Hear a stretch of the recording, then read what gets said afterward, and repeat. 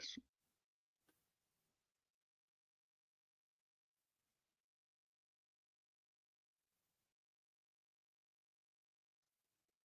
Five, 4, 3, 2, 1. And it's live.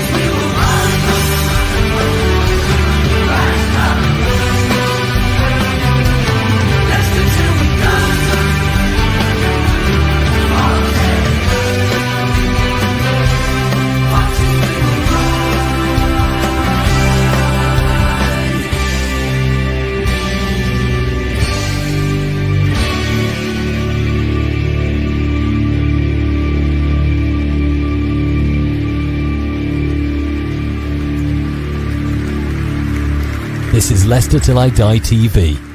Watch and subscribe on YouTube and listen on your podcast platform. Good evening, good afternoon, good morning, good night, good day, goodbye. Hello. Did you miss me? Be honest. Did you miss me? Oh. You could have at least sort of let me down gently. I'm back. A week in the sun. Yeah, I've got white bits. Yeah. Oh, look at that. Better than I thought it was. That's all the white bits I'm showing you.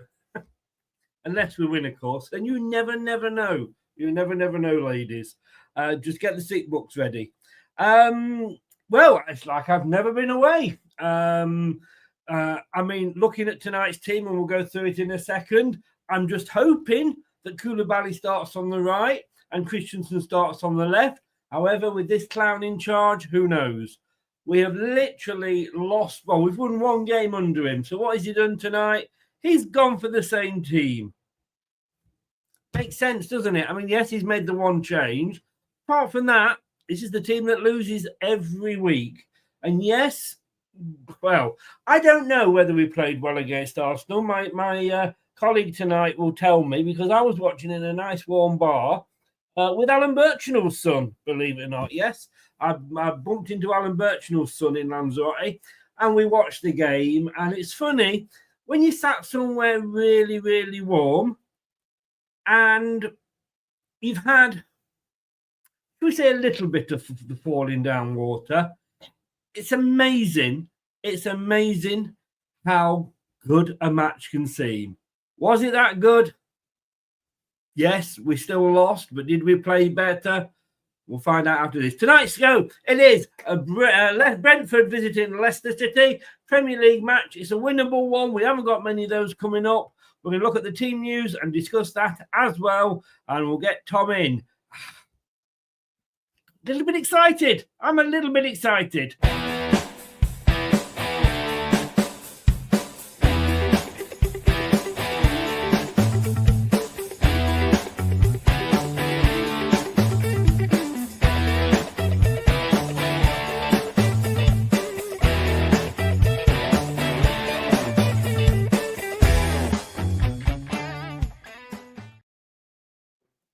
Oh, and there he is. You're a lot excited, aren't you, man in black? I am, mate. I'm still wearing my back in black, baby, aren't we, after your little holiday? Yeah. No, I'm excited, but it's still like turning up to a funeral at times, isn't it? While you were away in Lanzarote last week, sunning yourself, I was sat here in the cold light of day in dark Devon, getting an ice bucket on front of my head, watching Leicester play Arsenal. So, yeah, not a lot's changed, mate, in your absence, but hopefully tonight, it's the hope that kills you. We'll get something out of it. Can I say, and I don't want to sort of, make you sort of out not to be down and cool with the kids. Wasn't the Ice Bucket Challenge about 5 years ago, 6 years ago? Yeah, probably, mate. But don't forget what I've been watching this week in the absence of Leicester. So my head's probably still elsewhere after the last 24 hours. Fair enough, I guess. Fair enough. Right, let's just say a few hellos before we get going, because it would be rude not to, as they say. Dino's in. Hi, Dino. How are you? Gray, welcome back, Gray. Thanks very much. Break was absolutely fantastic. I'm not going to say I don't know what the weather was like here, because yes, every day I was checking, and every day I was pissing myself. We had about 60 minutes of drizzle, shall we say? Wow. Apart from that, it was lovely. Yeah, Koulibaly's in. What side of the pitch he'll play, we'll find out in a second. Andreas, how are you? I had a brilliant time, absolutely brilliant. Mucho Missio, thank you very much. You've had a few, Dino. Hey up, Chris. Hope you had a great break. I can't say more than fucking yes. Yes. All for just over 100 quid. You cannot beat it. Oh. It's knowing a friend who owns an apartment, isn't it? Matthew, welcome back. Where are the goals coming from? No. Yeah, you know as much as I do. Does Rude Van Cooper know he has a squad to pick from? I don't know. I don't know what he knows, to be honest with you. The Birch is feeling better, yes. I know Senior Birch wasn't very well. Junior Birch, I've got a story to tell you in a minute. Remind me, Tom. Hello. We need a flipping win. Hi, Vicky. Yes, we do. Evening, Tom. Cozy Pal, the man in black. Absolutely. Yeah. I do great. Yes, I did, John. Thank you very much. Nearly forgot to put my predictions in. Not that I'll get many points. Paul's already gone 3-1 to Leicester. And Stefan's gone 2-1. Yeah, I only found, I'm going to quickly tell you this, because all the way to Lanzarote, where I've never been to the Canaries before, nearly got there twice ended up going somewhere else. Finally got there, because I say my mate has bought an apartment out there about 5 years ago. So we went out, it was cheap, EasyJet, not EasyJet, they have space. What's the other one? Ryanair. Yeah. 4 hours of me knees under my chin when we got there. Who did I find out was also out there that saw my post and I'm on my way to Lanzarote? But Alan Birchnell's son, Dino. Not Dino. Baby Birch. Yeah, it is Dino. Dean Birchnell. And we said, well, if you're in, and he happened to be in the same resort, he happened to be literally 5 minutes walk around the corner from us. I said, if you're in, or I'm in, the match is on, it would be rude not to go. Now, all I will say is when me and my mate left him, and he was with his son, Sam. Hi, Sam, as well. Well done for looking after your dad. When we left him, he was in one piece. And we went back. That was on the Saturday. We went back on the Sunday because my mate's a Liverpool fan and Liverpool were playing. So we went back to the same place on the Sunday. And the barman came up, or the bar lady, sorry, the owner came up and said, oh, how's your friend? And I went, well, I don't know. I'm not. We just saw him one off. What do you mean? What, he got carted off to hospital? Oh, no. What? Now, having seen Dean can drink, let me just put that out there. Dean can drink. And it immediately went through my mind, I know what's going to go happen here. Apparently, he was on his chair, maybe had a tipple too many of the old iced Long Island teas, I think it's called. Went back, big cut all the way down his stitches, I think it was, to hold it together. The picture did not look good. And I say I took no pleasure, can I say that? No pleasure whatsoever the next morning sending him a message saying, how's your head, Dean? Oh, bless him. Mate, that's horrible. That is a horrible story. I mean, I send him my best wishes, bless him, because, I mean, I tell you what, it's being British and drinking abroad, isn't it, Chris? As soon as we've got either a hot or a colder climate, things start falling away very quickly after 4 pints, don't they? Oh, my God. And I couldn't keep up with him. I mean, mate can drink a lot, but he couldn't keep up with him as well. You've obviously seen, I don't know if has he put the picture up on Facebook?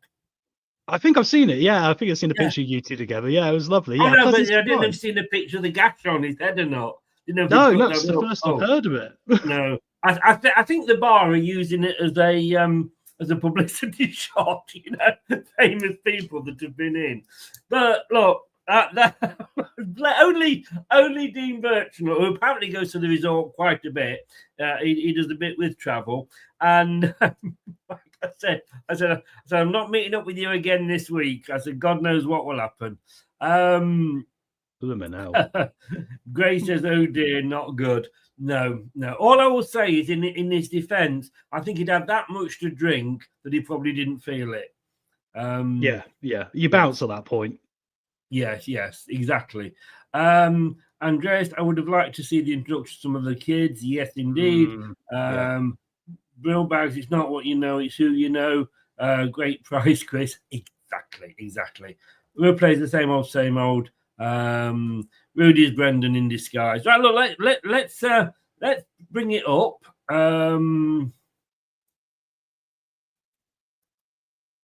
There's the team. Look, I'm getting fed up with talking about this team because, to be honest with you, it is the same team every week, isn't it? Yeah, it's the most unsurprising team selection so far, this, because we all kind of got the hint that JJ wasn't going to feature at right back. And we say right back, Chris. You always joke, will he be on the left or right today? Maybe Christensen will be inverted right back. Who knows? But it's disconcerting, isn't it? Because I went for his press conference actually before we came on air just to watch it all, and there was a lot of contradictions in there now coming out for me, which is a bit frustrating. I mean, he speaks very well, Rude. He really does. He says it in a very good way, but there was a few little things in there, like if we keep going, we'll get a bit of luck in a minute. He can't fault the effort. And at this point, we're looking at the lineups every week, really frustrated, aren't we, Chris? And going, well, we're setting up to fail. And that's the frustrating thing about it. And tonight, in particular, with the fixtures coming up in the next month, like you briefly alluded to, it's a game you've got to get points, because we need to be in a position in April where we have the games like Ipswich at home, Southampton at home, where we can make them an impactful thing for us. And I don't think with these lineups we're getting much inspiration right now, Chris. No, and those are the games coming up there. You've got the teams, you've got whether it's home or away, and you've got the last time we played them, or the reverse fixture earlier in the season. Brentford and West Ham, if we do not get anything out of those two games, Chelsea, Man United, all right, both of them maybe on a bit of a bit, but we're Leicester, Man City, Newcastle, Brighton, Liverpool, possibly Brighton, but I can't see us getting anything out of those. So today is the last chance. And all I hear with Rude is bullshit. I'm going to play I'm going to put the youngsters in the squad. Name two of them, didn't even put one of them in. We've got this great guy, got a hat-trick the other day, he did. I'll let you know when I'm going to put him in the squad. Yeah. Not even in the squad, is he? He's not even on the bench. In fact, on the bench, I don't think we've got any youngsters at all. I think he's gone back to, Thomas is the youngest we've probably got on there. I mean, does this guy speak anything but bullshit?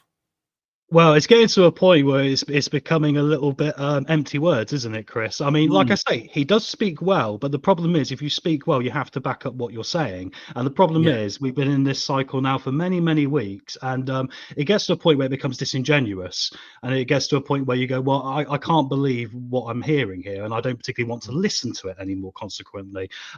So I want to give him every opportunity in the world. I mean, if there are things going on off the pitch which we haven't seen making an impact on the pitch yet, then I'm going to be very surprised, because we've not seen any sort of progress, in my opinion. It seems to be very much the same. But football's a very forgiving thing. Tonight's a new night, mate. We've got a home game. It's a Friday night game. And like you say, looking at the upcoming fixtures, do you know what's even more frightening about those results? You look at that West Ham game we won 3-1. They had the most shots they'd had in any Premier League game in history in that game. So I'm not going to put that as a good result for us, really, because I think we were fortunate that day that actually they didn't get something. And that shows you the level of problem we have got, mate.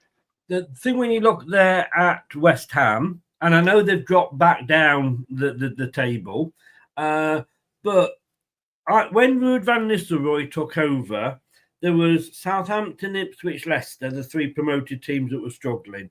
You had Palace, you had West Ham, you had Everton, you had 6 teams that were fighting to keep out of the bottom 3. Now, when you look at the points difference, which is 8 points, you've got the 3 promoted teams and Wolves.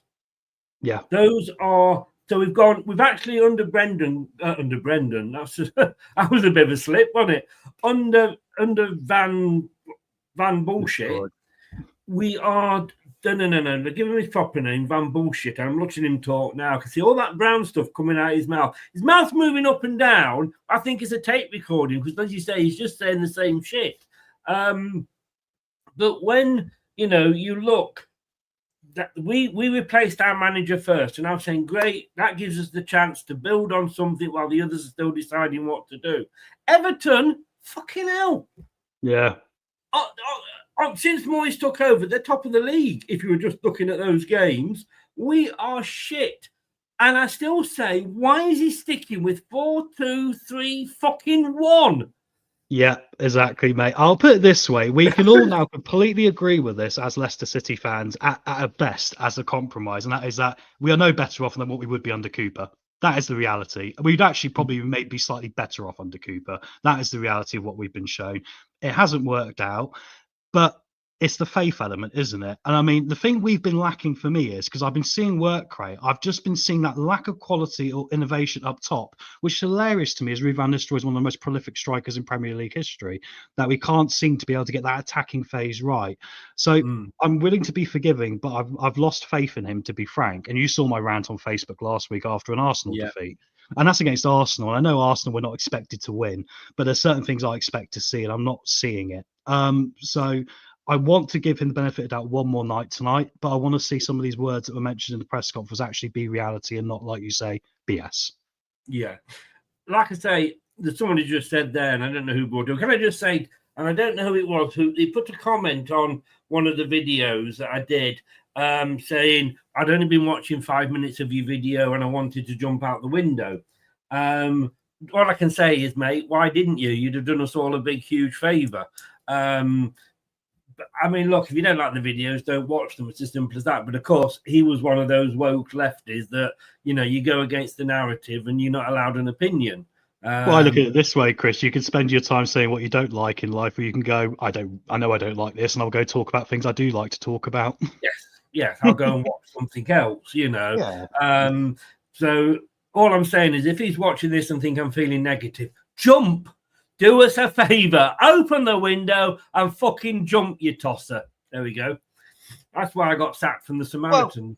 Bless you, mate. I was going to say quickly, the thing is, unlike other channels, I mean, Leicester channel themselves will have a watch along tonight, right? I mean, here's the thing, right? I'm not coming on here to actively criticise people ever. I always come on here and I try and be constructive. And I'll say to people, the luxury of us being fans being able to do this is we can speak more truthfully than the club can, and I appreciate that.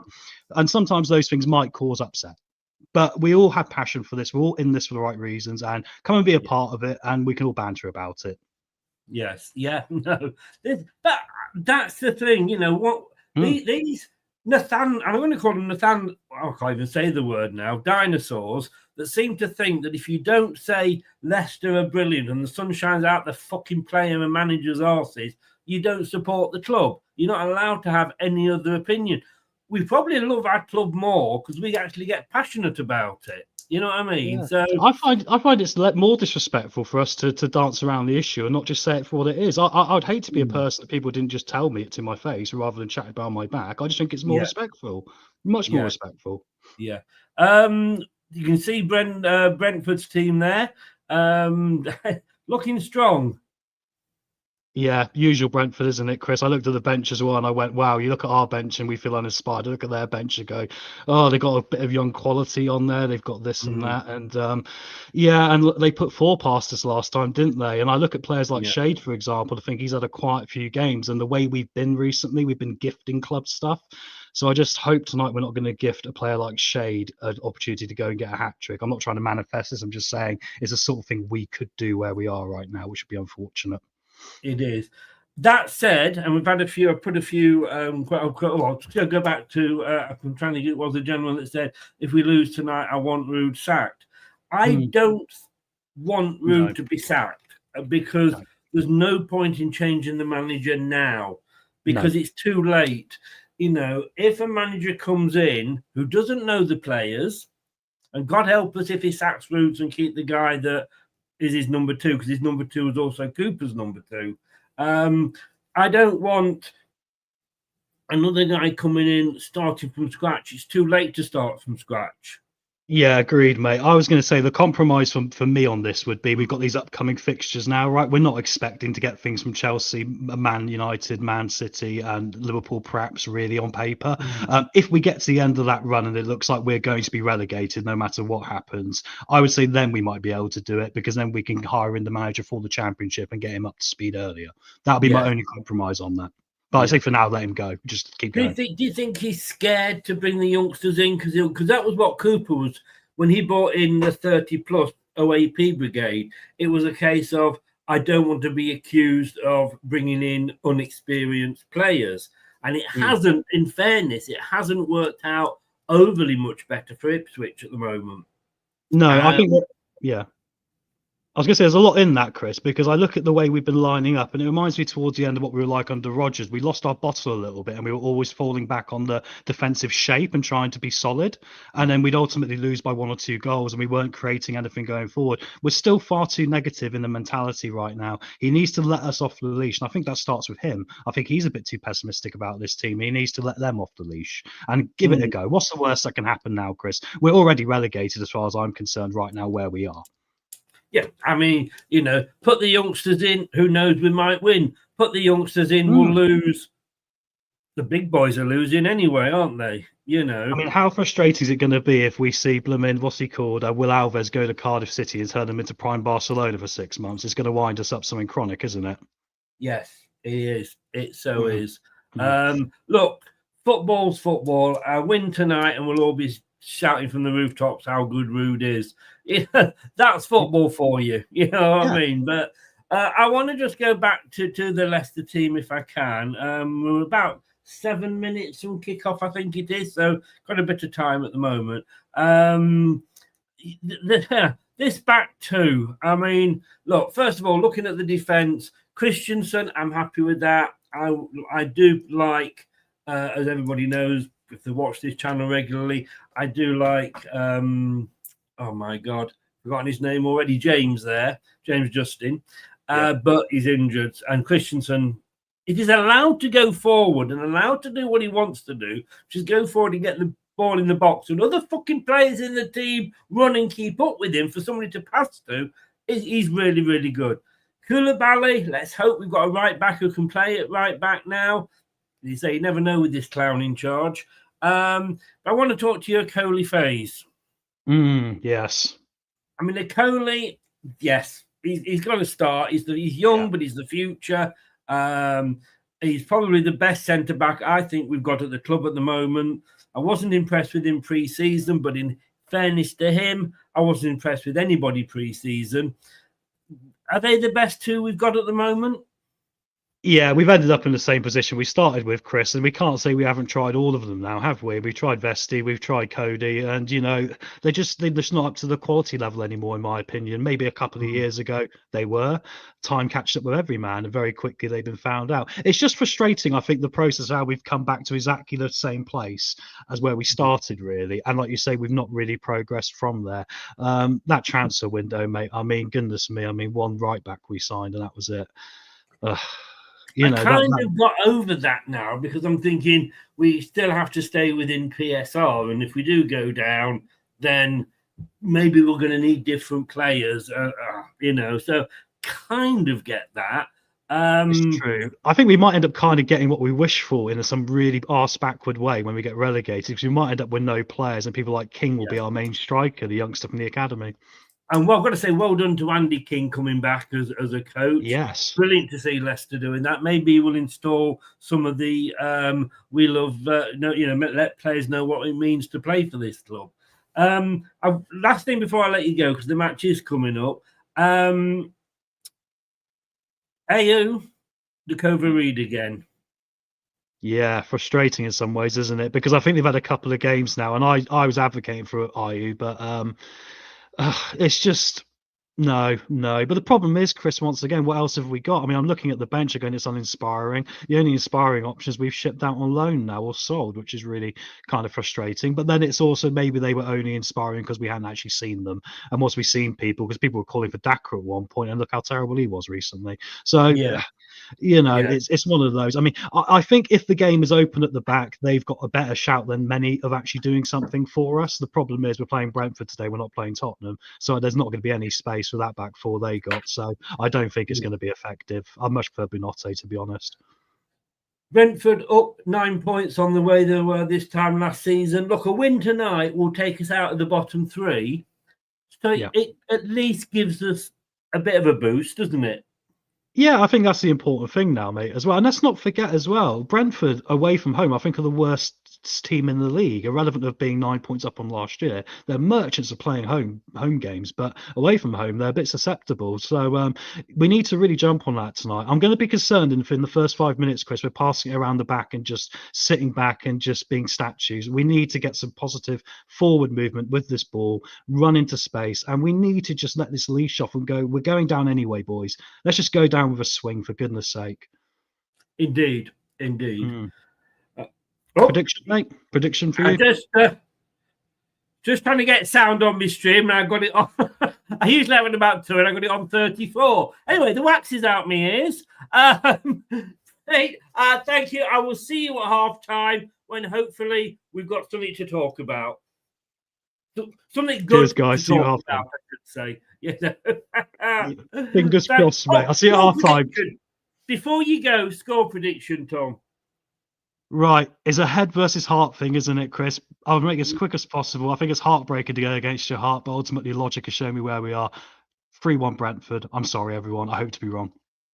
Well, I have gone because I think this is probably our best chance of getting any points. I've gone 2-1 Leicester. Well, you're normally right, Chris, when you predict a win, so God bless you, and I hope you're right, mate.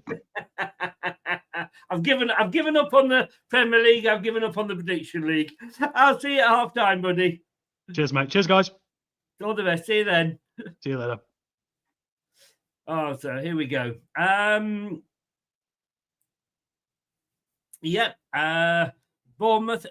We've got Bournemouth United up the cherries in all departments. Bournemouth podcast is in. How do, mate? How you doing? I'm guessing that's great. He's gone 2-0 to Leicester. I do hope you're right, sir.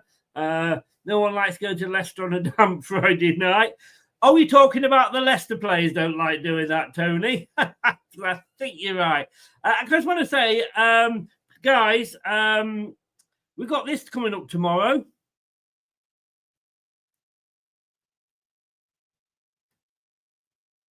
Which is a Saturday kickoff. We're playing tonight. So what we're actually going to be doing is we are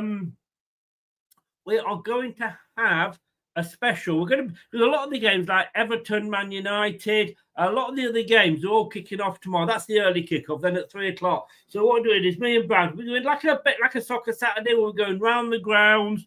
We'll be doing scores, but chatting as well. So Leicester players are in a huddle at the moment. So join us at, well, whatever time the kickoff is tomorrow for, I don't know if it'll show me on here. 12:30 tomorrow. So join me from about 12:15. I will look. We'll also be following Bournemouth. We're playing Wolves, of course. Come on, Bournemouth. Arsenal, West Ham United. Come on, Arsenal. Ipswich, Spurs. Dare I say, come on, Spurs. Southampton, Brighton. Get in there, Brighton. I'm nothing if not biased. You got to be, haven't you? You got to be. Richard is in. Hi, Richard. How you doing? I hope we do as well. Jim, hi. He's gone 2-1. He's matched me. James, good evening, James. How the devil are you, sir? Used to be my fellow radio presenter on Surrey Hills Community Radio. We're about to kick off, so I'll just get the clock ready. It's Brentford who are going to kick off. And they're away. So, here we go. So, guys, I've got a couple of mods in today. What they will do. That's not set you up as a mod. Is that Craig, by the way? I take it. It's not set you up. That one's not showing you as a mod, mate. Must be one. It must be your other channels have set you up as a mod. But Gray is in, James is in, Doug, I don't know if he's still in, was in. They will try and answer your questions while I'm doing the match commentary if I miss them. Hi Yvonne, how you doing? And Paul, hello as well. So Leicester are in all blue. We're 43 seconds into the game and we haven't conceded yet. So I guess that's quite good. Do you like the hat, by the way? Do you like the hat? Like it? Hey, like it? Hey, hey. I went to Lanzarote and all I got about was this hat. Excuse me. Brentford, of course, in their red and white striped tops, black shorts and socks are kicking from right to left. Leicester in all blue with Christensen on the left, kicking from left to right. So they'll be kicking towards the, it's a Brentford throw, kicking towards the cop in the second half as they like to do. 1 minute 21 gone. It's still 0-0.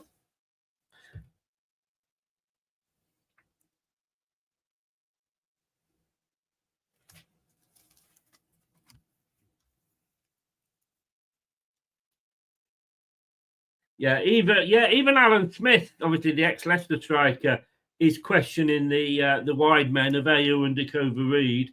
Some point you've got to have experience. I accept that, but at other times as well, you've got to have, excuse me, a bit of guile. And Dakota Reed, oh, lovely ball there. Koulibaly, can he chip it in? Oh, then Koulibaly has another chance. Oh, that was a good... just as we were saying that, the Kovarid has a good ball down the right-hand side as the ball ends up going back to Hermansen. Down the right-hand side it went.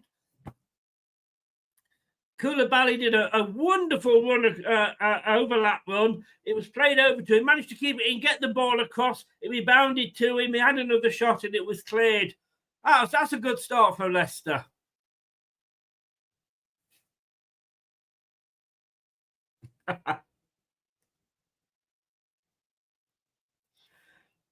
When aren't you being lazy? I bet you've had your hand up that cow all day, haven't you?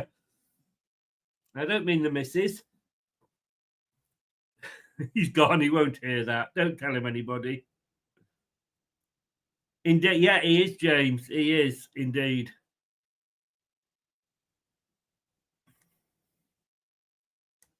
So Brentford.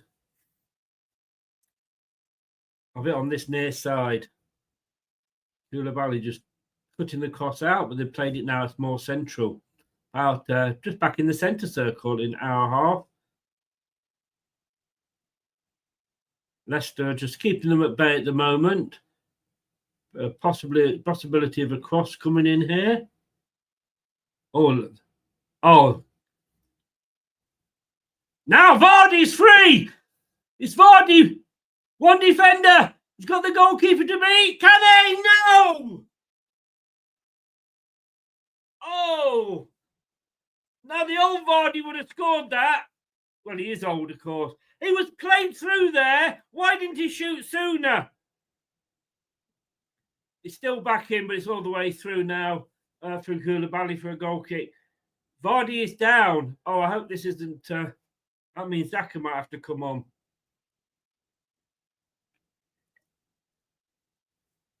There was a lovely break and a lovely ball played through.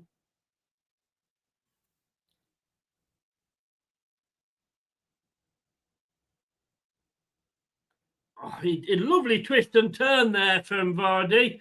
Gets the shot away, hit a defender, then the goalkeeper. That was a good chance, a good breakaway from Leicester there. They collided off the ball, I think. He's up on his feet anyway, Jamie Vardy.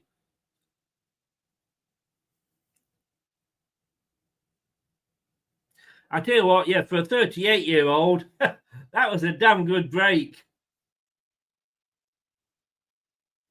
But Brentford are now at the other end.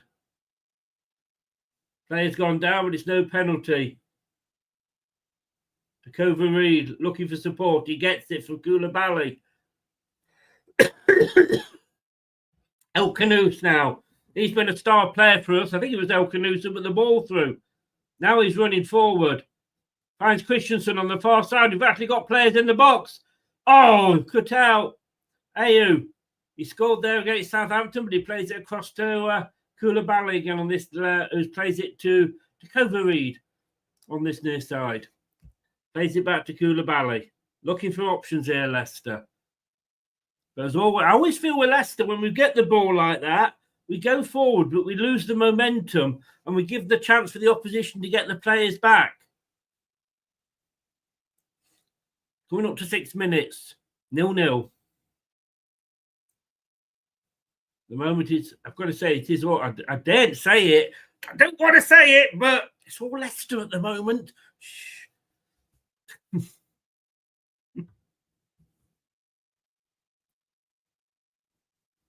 Hi, Fields, how you doing?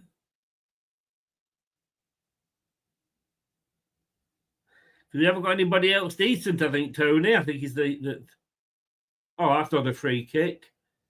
Koulibaly went against Koulibaly there, but it's given. It's a long one over the top here. Got a lot of space on this right side again, the Brentford player. Between De Coverreed and Faze, they managed to clear it up the field, but only as far as the Brentford player, so it comes straight back at Leicester.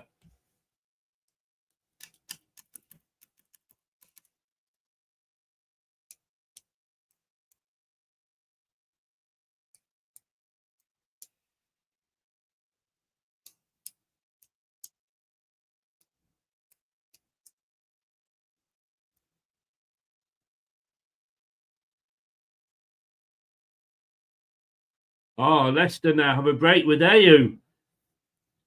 El Canoose runs forward. Ayew keeps on to it for too long, though. Ndidi. It's good to have Ndidi back. Koulibaly. Ndidi. El Canoose. Just a throw in near the corner flag, though. Higher Prashant. You know, only me can go to the sun of Lanzarote and get a bloody cold.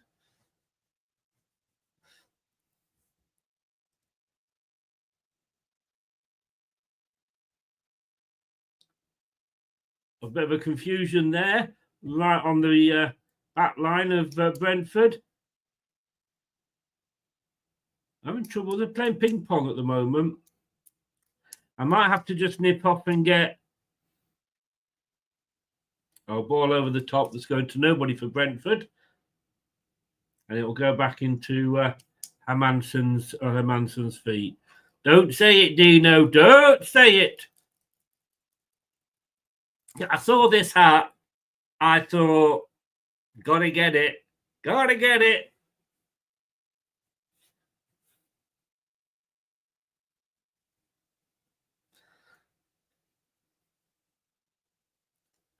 If we can win tonight, it takes us out the bottom three. Yes, maybe only for a short period of time till tomorrow, but it's just that boost. We want other players to be playing catch-up. At the moment, though, we can't get the ball away. Brentford looking very dangerous, but it's offside. Well done, Lino.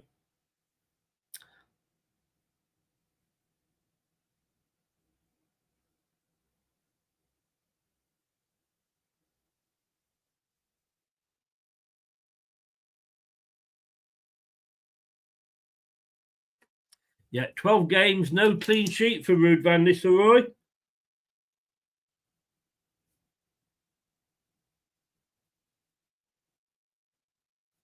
And not scored in our last 5 home games. I mean, that really says it all, doesn't it?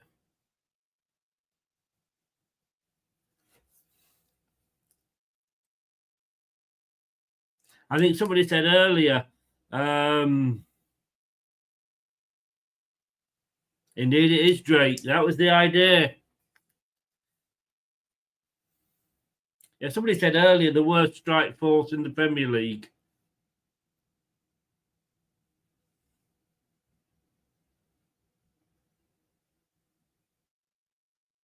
Oh, Koulibaly looking good. Well, then just couldn't keep hold of the ball. But he got in there and took the ball off the Brentford player really well.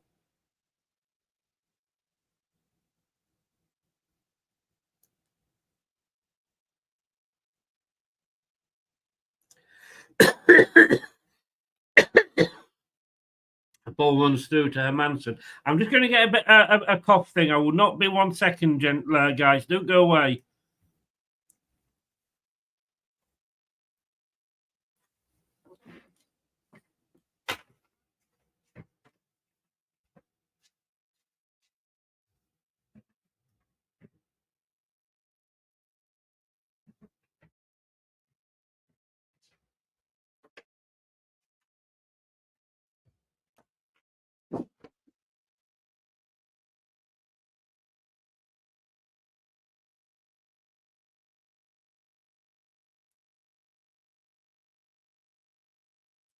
And another attack comes to nothing for Leicester.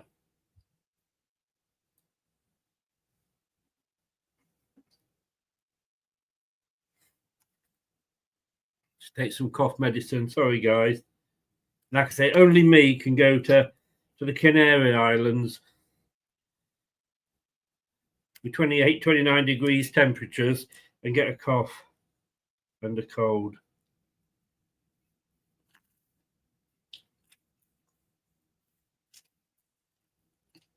Ooh, and yes, Spanish cough medicine just taste worse than English. Brentford coming forward down the far side, getting the ball across.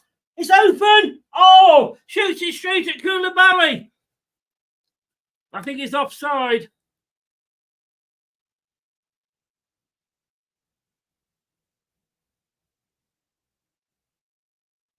He gave away a free kick for some reason.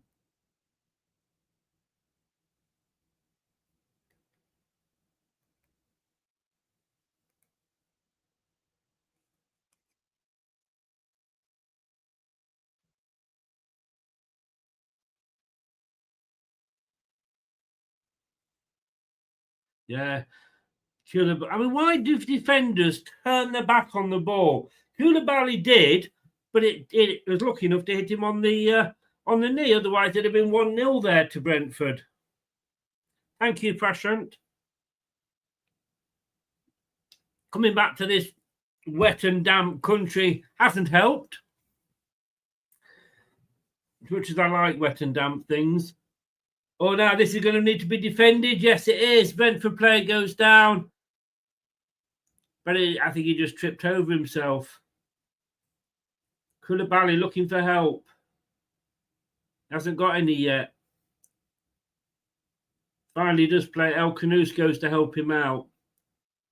And gets the ball back. And then eventually we get a throw in. 0-0. 13 minutes gone.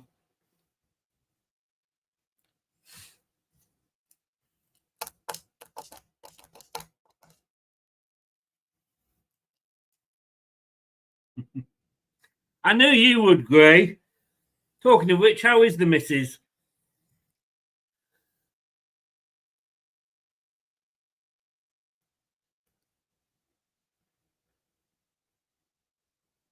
Oh, Faze went in very early there.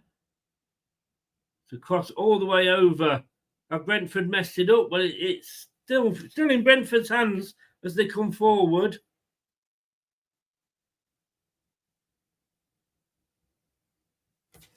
I apologise, but my link keeps...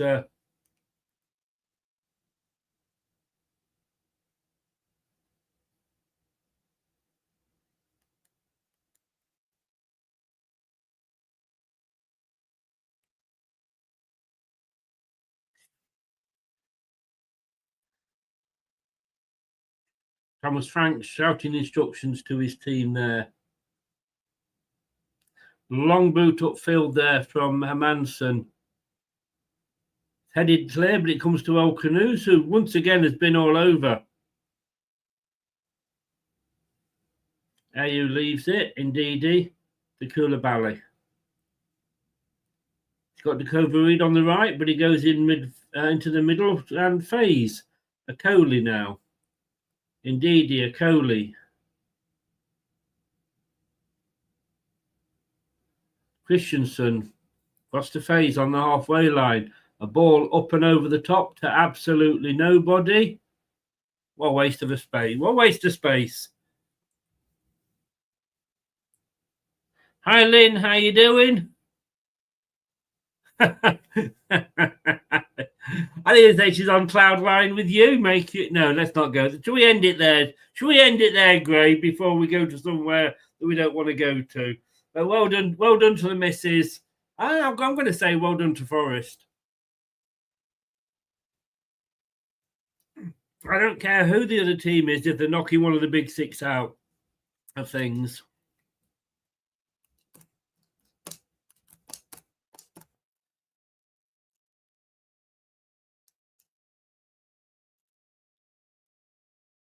Headed clear by Dakova Reed there. Number 23 for Brentford takes the throw in. And they have it on this left-hand side. And they managed to keep hold of it. Player down for Brentford. The referee ignored him and said, get up. Get up on that funky beat. We've let Brentford back into the game here.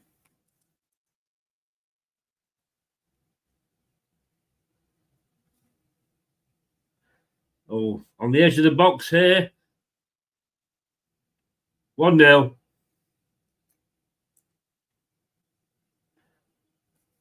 "16 minutes gone, and it's 0-1. Too easy. Too fucking easy.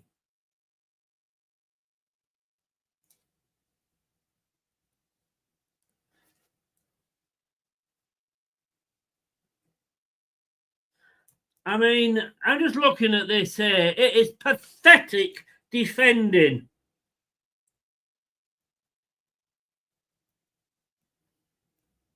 I mean,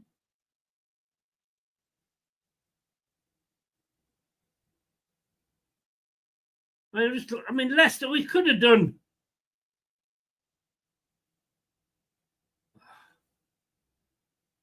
What were the defenders doing? It was so easy, so fucking easy.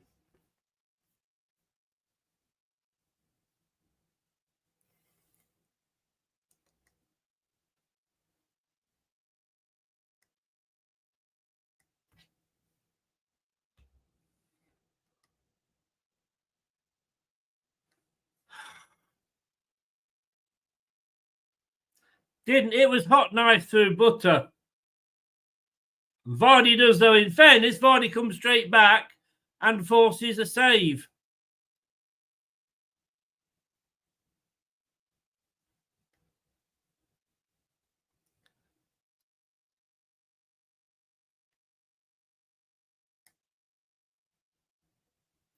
"17 minutes it took.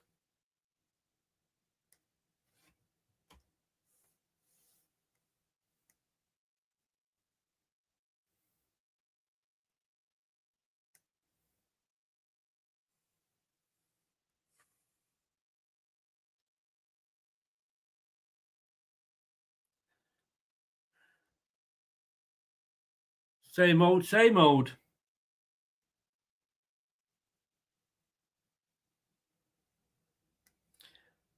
Defending was down the fucking shit pan.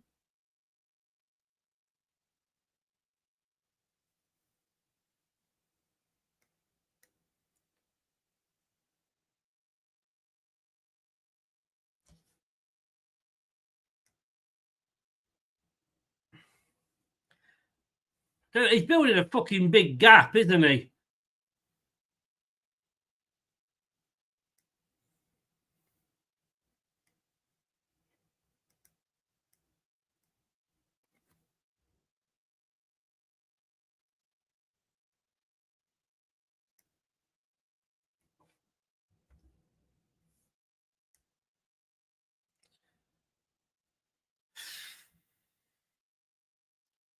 I mean, no matter how good we look, and we seem to be looking, we did look okay for the first 10 minutes. We just end up looking fucking shit as soon as the defence have to do something. That's a free kick.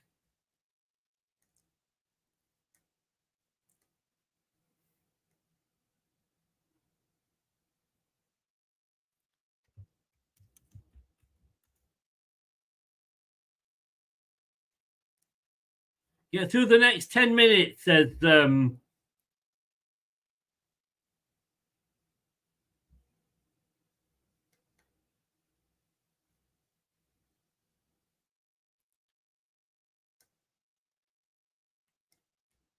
I'm just wondering why we are bothering. Let's just give the points to the teams before they fucking turn up. It's free kick to Brentford. This will probably be 2-0. I'm trying not to sound negative, but I can't.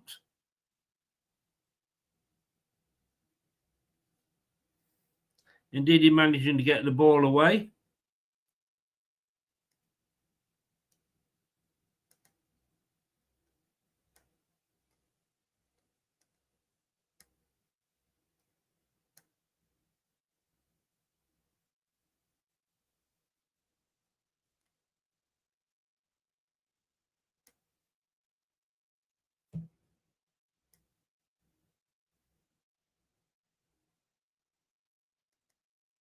So just a bit of a break in play here.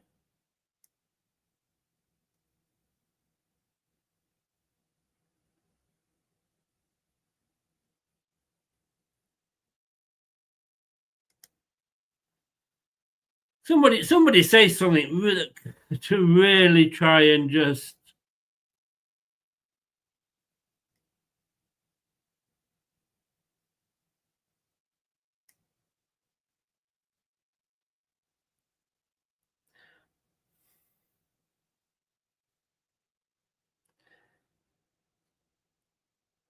You get your hope up. Everybody says it's the hope that kills you. Of course it is. But you get your hope up that we're playing reasonably well. We've only got to let them have one strike on goal. And you're fucked.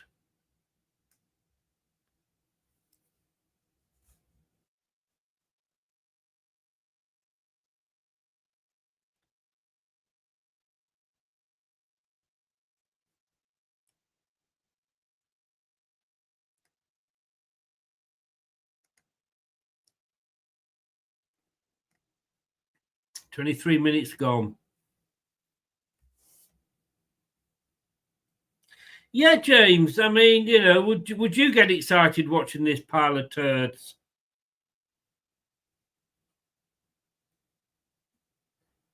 Georges, I love your optimism, mate, but I'm more optimistic about me having a shag tonight.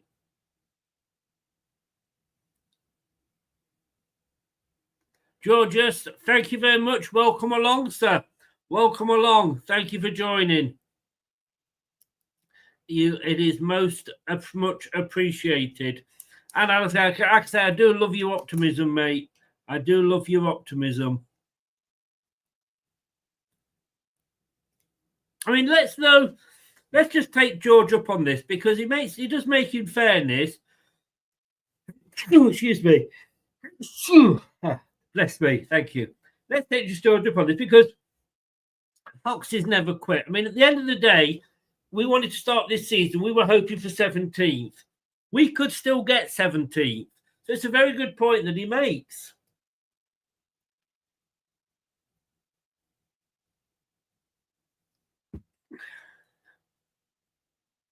Yeah, Saint Ash, how are you, sir? Welcome along. Luton, of course, went down last season. I don't think they were bottom, but they went down. And of course, the bottom of the championship this term. Don't know what's going on there. It's great. And now it's all Brentford, I've got to say.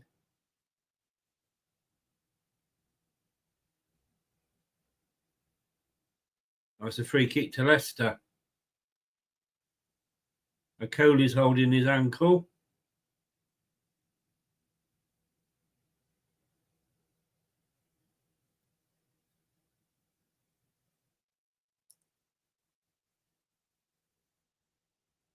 I think he fell on him. I think it wasn't a deliberate foul. I think he's maybe even scraped his studs down the Coley's thigh. Anyway, free kick to Leicester, and the ball's with Hermansen.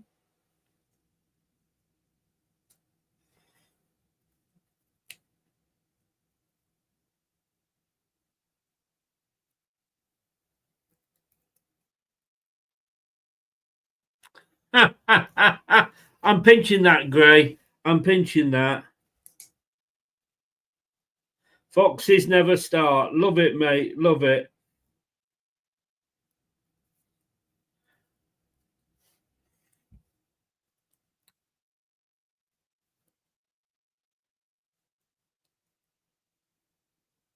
Two 0. And that was a good goal, in fairness. And Bomo gets it again. 2-0.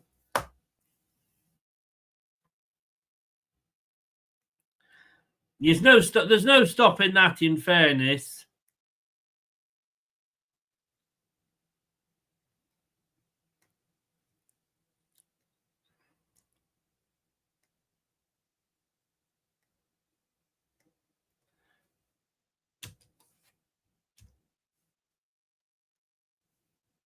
I mean, he should have been. Let's have a look. Did anybody cut him down? No, Christensen was too late. He put it away well. You've got to say that. Could Christensen have done better?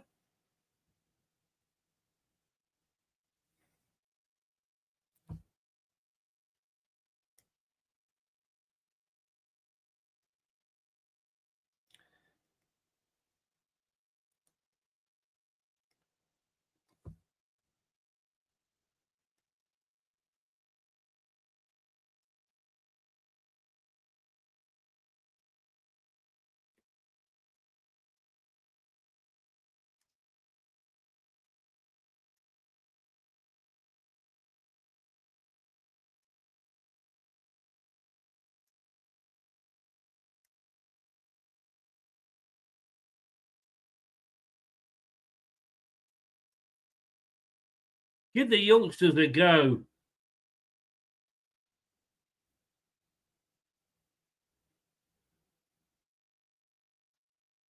I mean, why did Koulibaly have a go here? Tries to square it. And indeed, he brings somebody down and gets a booking. Or is it Dakova Reed? Sorry.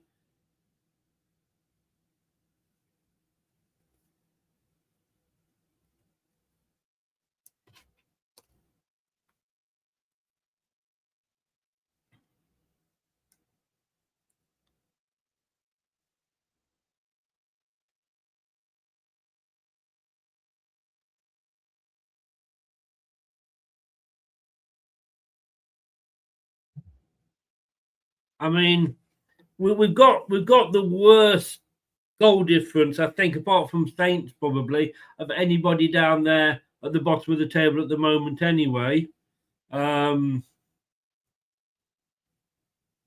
we're now down to 32. So we're actually only 6 goals off Southampton at the moment.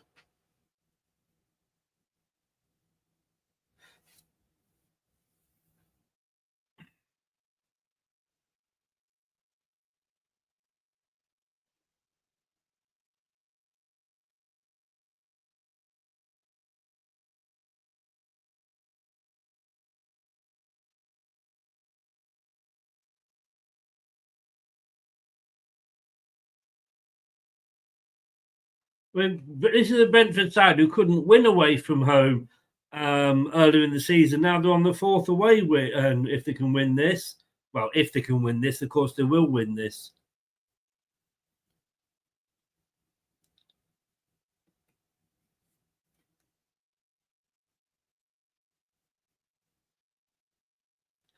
Make me one, Yvonne.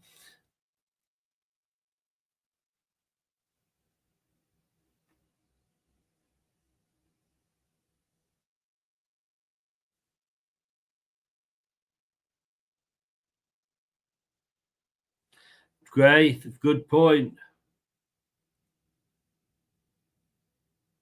I know. What does that say about Arsenal, eh?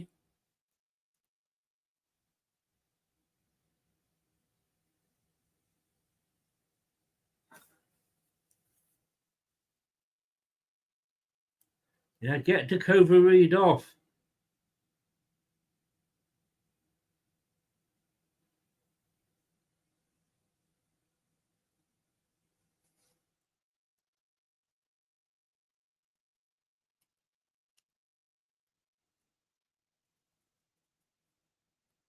It's a free kick. I mean, every time now Brentford come forward, you're thinking,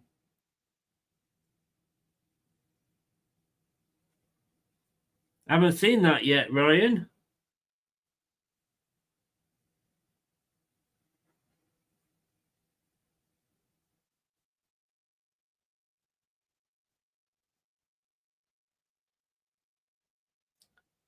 Three 0 from the free kick.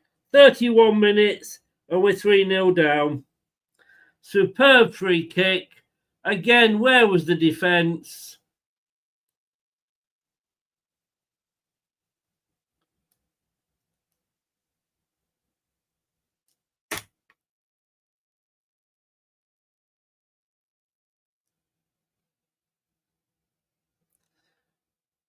Now the ball in, it's good. It goes up. Where are the defenders? Felt phased again. Should have been Mark. No, I can't go. That was Vardy, actually. Have a go at phase for that one. 3-0.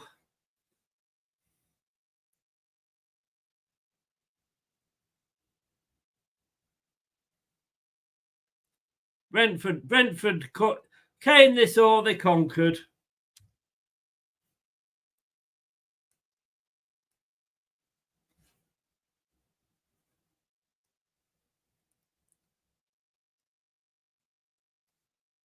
Fans are leaving, and there's 30 minutes gone.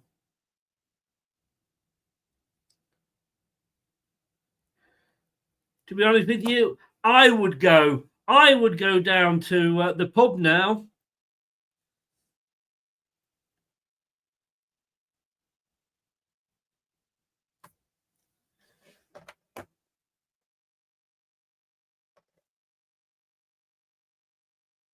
Unless Rude has got some master plan where we're going to come back and win 4-3.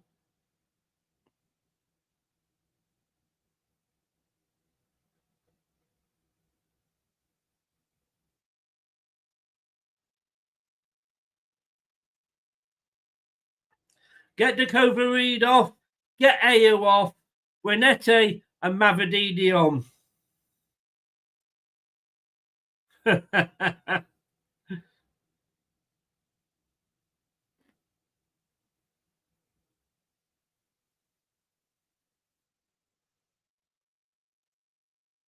I mean, I'm sorry, to start with, you could maybe say, well, this wasn't Rude's team, blah, blah, blah. He couldn't buy anybody in the January window, blah, blah, blah. But he's sticking with the same formation and the same shit players week in, week out. And I'm not saying, he's got a huge talent of good players. So dip into the youth ranks.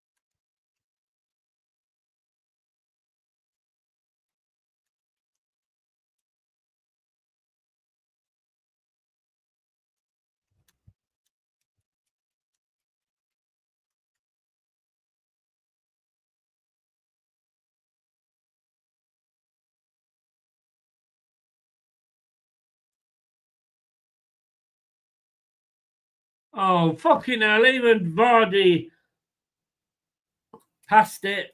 He's passed it, I'm afraid.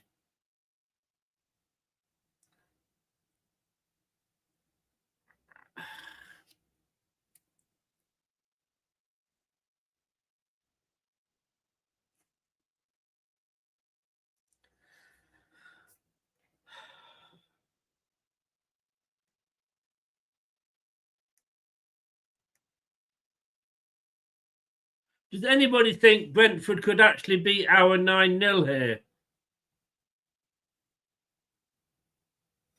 Tony, I won't waste 2p on this bag of shite. From the last 5 or 6, Russ, yes.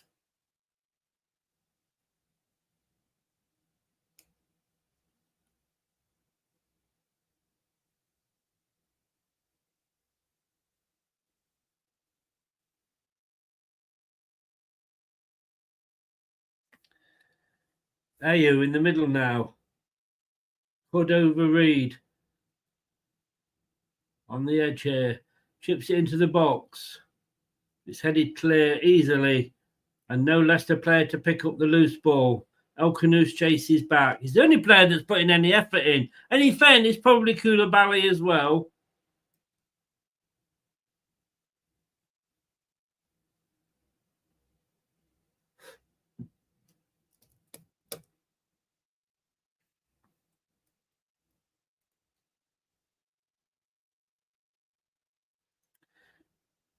Oh, what a lovely ball there from the Brentford team. Over the top, and I think, did he shoot it over in the end? But it was a brilliant ball. Brilliant over the top ball. And Coley was chasing it down and managed, I think, just to put the Brentford striker off. Yes, he did. We go forward again, but it's Brentford who end up with the ball.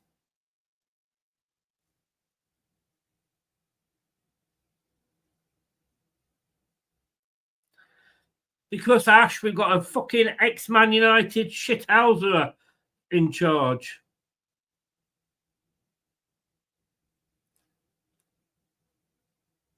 Oh, indeed, he gives the fucking ball away.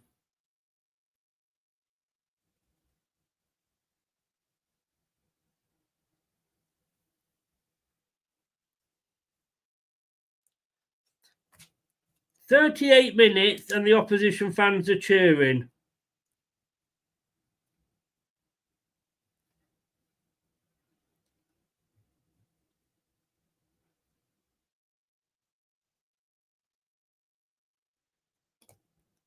He gets a corner. A lot of empty seats there. We both had 5 shots. We both had 3 on target.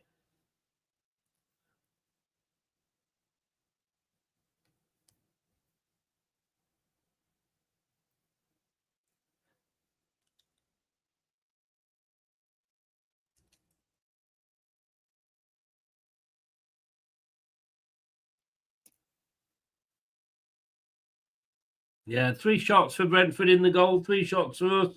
God knows where. Oh, shit corner again.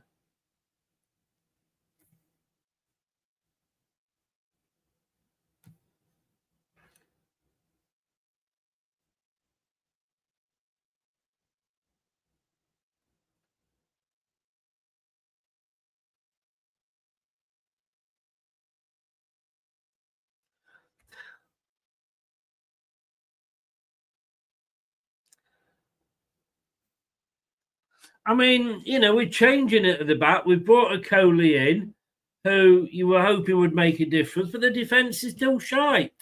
We've got Koulibaly in.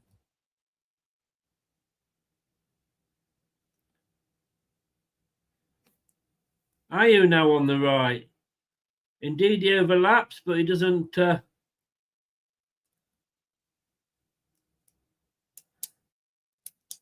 He stopped and shook his hands up then, indeed. I don't know whether Ayew admitted, ignored him or he went off too soon and was offside.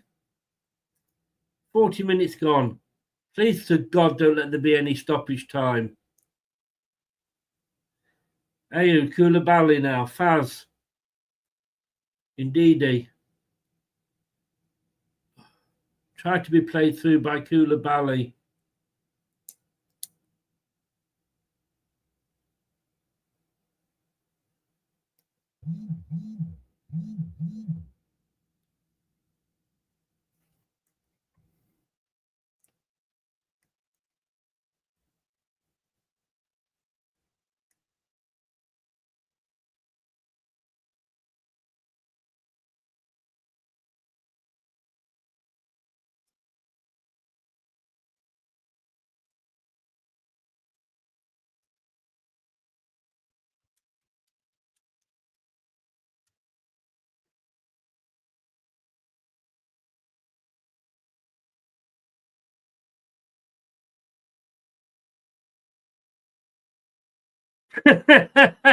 Jim, it's too early for you to have been drinking in America. So what you on?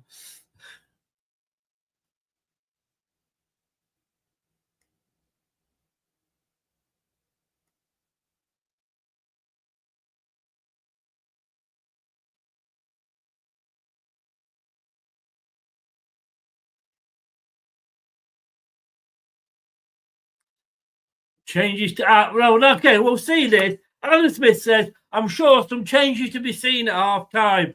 Will Ruda make fuck all changes? I'm sorry, he won't though.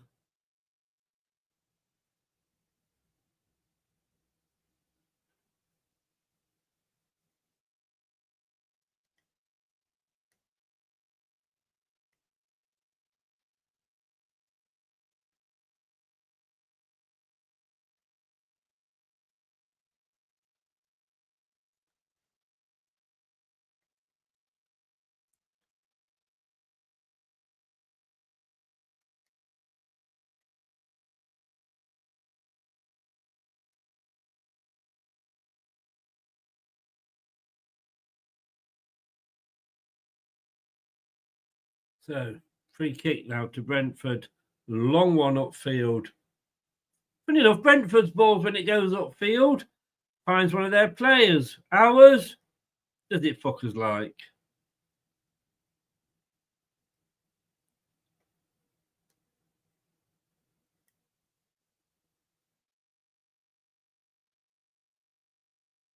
Can Leicester manage anything before half time?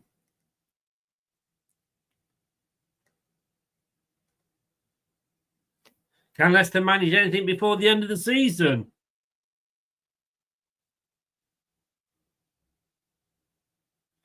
Our goal difference is already fucked, Ash. I certainly know what you mean, though. Who's going to get a yellow card now? Another Leicester player? Yeah, a Coley I'm looking at, possibly. Yeah, a Coley.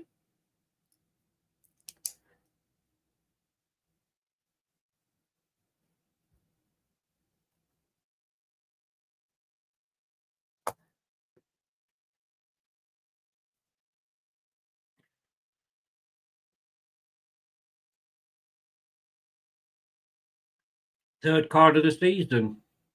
Didn't think he played that much.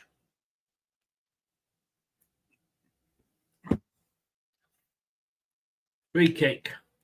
Last free kick. Similar position on this side. They scored.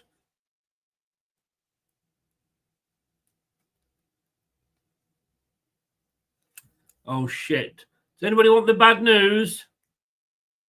Some really bad news, I'm afraid. We've got 4 more minutes of this shit.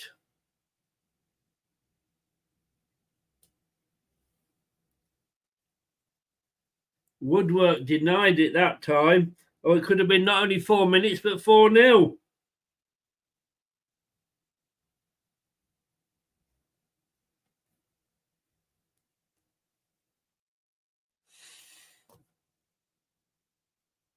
And we could put the ball out, trying to defend. We just pass it to one of theirs.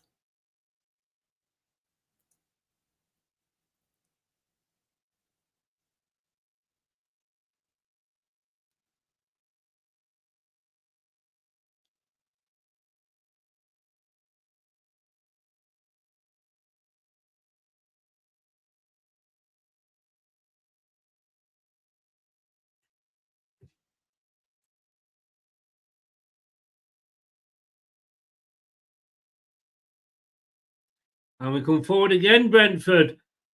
Oh, he's got so much space. And it is a fourth.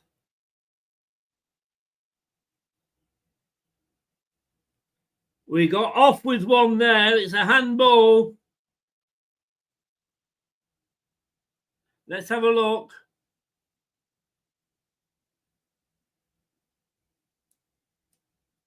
Oh, yeah. Well, hit him there, but it was counted as handball.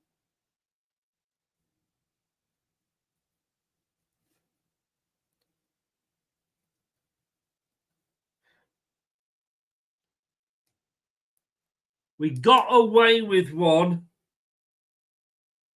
What was the score at Southampton at half time when we beat them? Was it 5-0?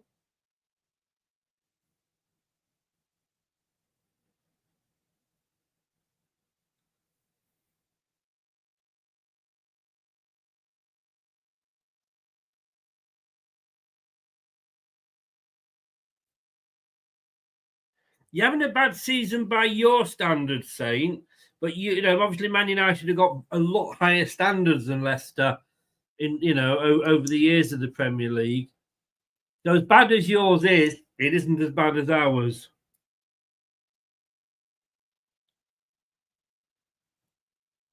Yeah, it might have been 5 at half time.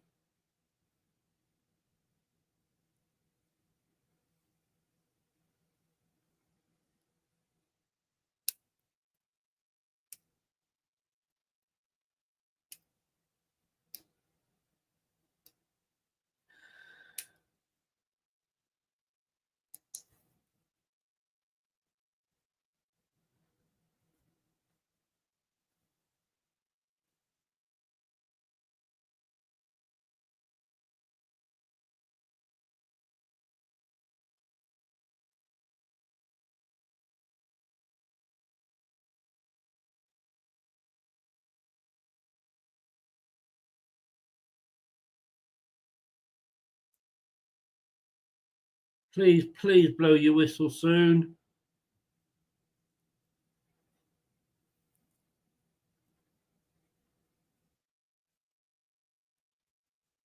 Tell you what, with Perez, I know it was a joke with Brad, but at least he put an effort in.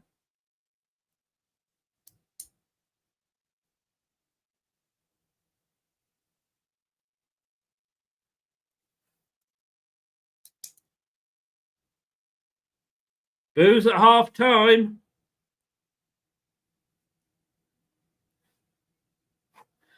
Right, I'll be back in 2 minutes, guys, and we'll have Tom with us, and we'll be talking how shit that was. We'll be back.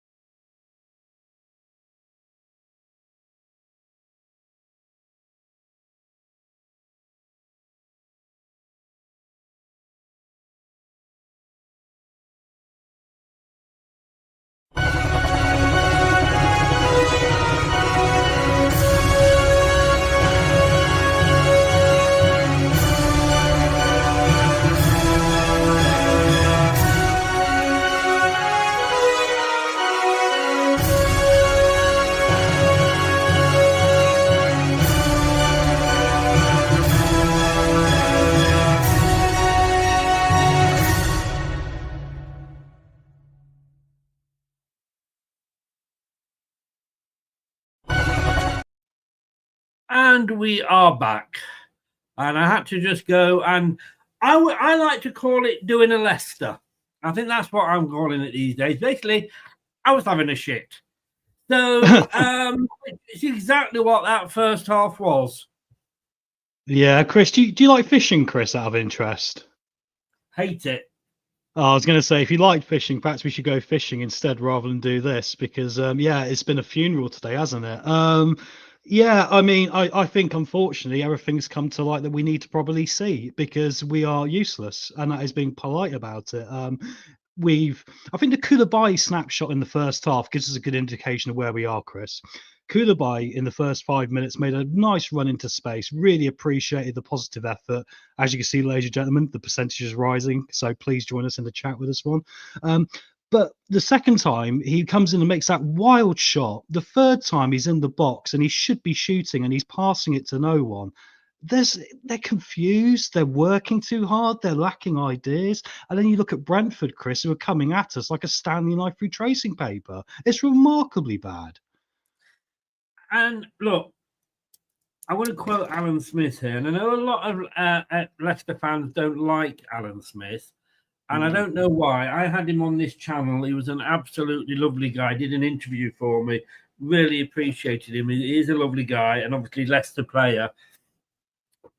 I'm going to quote 3 things here. And I think let's quote the first one first, because what I'm going to say, Alan Smith, is he is hitting the nail on the head. He said Ruud van Nistelrooy could make 5 or 6 changes.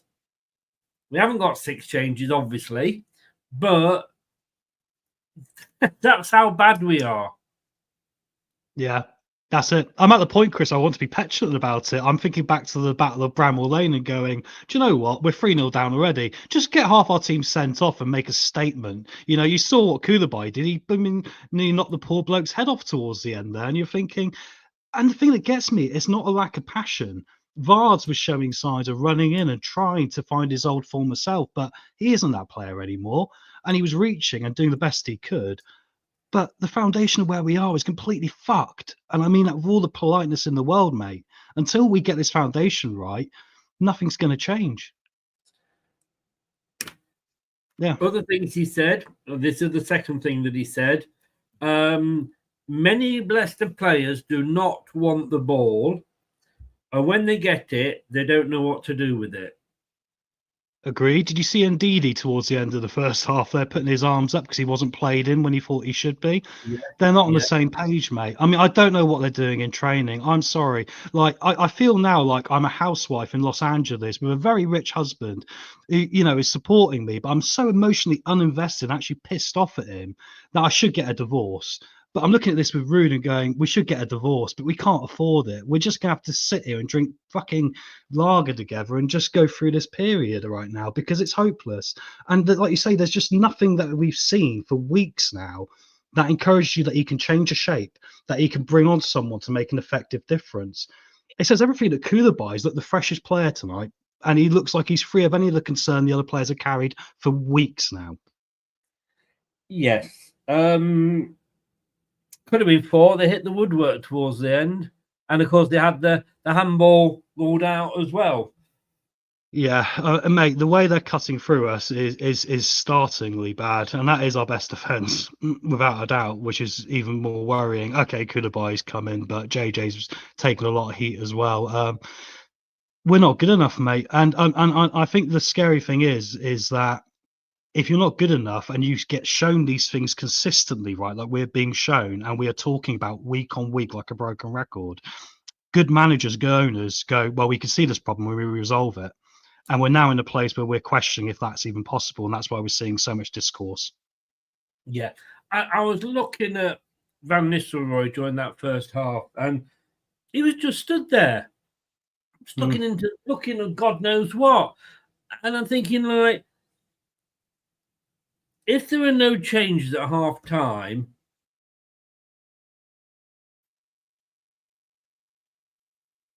I'm literally going to say, fuck off, I've had it. Because there needs to be changes. Look, I'm sorry. Dakota Reed again is not on. He's on a different page. He's he's got to come off, mate. Yeah. And AU is just past it. Bring them both on with the experience as subs. Gwinnett and Mavididi on, because at the moment we well, but then again, who do you put up front? I mean, we've got is Daka the answer up front?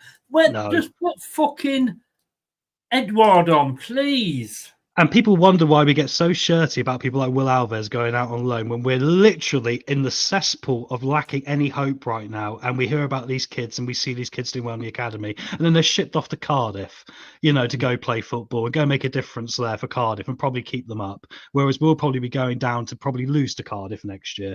So right. I just, go back to you, mate. I'm going to have a bet with you now. We should play Rude Bingo at half time, shouldn't we? Yeah. Winks will come on. Yep. Agreed. Winks for Ndidi, because that will seem very effective right now. Is one being a little bit sarcastic there? Mate, I'm surprised because I was speaking to Jim and having a few messages, and I was like, I'm trying to go into this positive, and I'm going to try and be positive. And now I'm on camera, I'm just utterly raging, mate, because I'm just kind of like, I don't want to be proven right on this occasion. Prove me wrong, please. I'm desperate. Prove me wrong. And they can't do it. They're just so inept. Mike, yes, I do, to be honest with you. Look, I wanted him gone at the time. I wanted him. It was one of my choices to bring in. I wanted him in. I wanted him gone. I'm a bad fan, It's a typical fan, I guess. As I didn't think anybody could do any worse. But at least the player showed a bit of fight under him. Well, that's it. At least we could scrap a lucky result, Chris, couldn't we? Right now, we seem to be working hard and we seem to be getting no effort. And this is the problem for me, mate. How does Rude tell them off when I can see they're working hard? But for me, it's tactically completely inept. It's going to get to the point like Claudia where the players are going to go to the board and go, like, he's got to go. I don't see how any other way it's going to go. It's my prediction, guys. Give it 2 or 3 weeks and the players will be going to top and saying he's got to go because they're going to be getting their ass kicked now for working hard and it's nothing down to them. No, it isn't. It isn't down to them at all. But again, we say it's not down to the players, but they have to take some responsibility for, 3 shots at the same time as Brentford had 3 shots. Their 3 shots are on target and have gone in. Yeah, look at their 3 goals. And that shot, the second goal, wow. Yeah, I'm sorry, but we should be 1-0 down. If we had a good defence, we should be 1-0 down now because that second goal was amazing. Give them credit for that. And also, if we knew what we were doing going forward, Chris, we'd have converted a couple of chances ourselves, but we looked like we had no idea how to play the ball in the final third. Carry on, mate. It's the defence is absolutely shite. So, who's coaching that defence? Rude. Who's in charge of coaching or building a coach in charge of that defence? Rude. So I put it this way, mate. The way Ndidi was pointing fingers, and I've seen other players pointing fingers for weeks now at each other, all not on the same page. If I was the manager of a group that was doing that to each other, I would be taking accountability for allowing that to happen because that shows I'm not getting my message across, the fact they're all infighting. So, yeah, I'm sorry. I mean, I really want to be on Rude's positive side here, but I'm really running out of patience, mate. You and me both. I mean, but for the first... Yeah, well said, Greg. 15 minutes, we didn't actually look too bad. We went at them, didn't we? Well, we did, and I mean, I was thinking to myself, okay, this is the best 10 minutes we've seen so far, Chris, but ultimately, all we're seeing is things which aren't going to get you points. These aren't the values you need to get points. They're the values you want to see, but I feel kind of worse about it, the fact we're working ourselves into the ground and playing dreadfully and also showing ourselves up for how bad we are. I think if you're a good football manager and you're really nuanced in how people work and how footballers work, you want to hide the negatives and extenuate the positives. And I'm seeing a default system where none of these players are allowed to do that. And I'm seeing Everton go out there and do the opposite, and they're absolutely rinsing the league.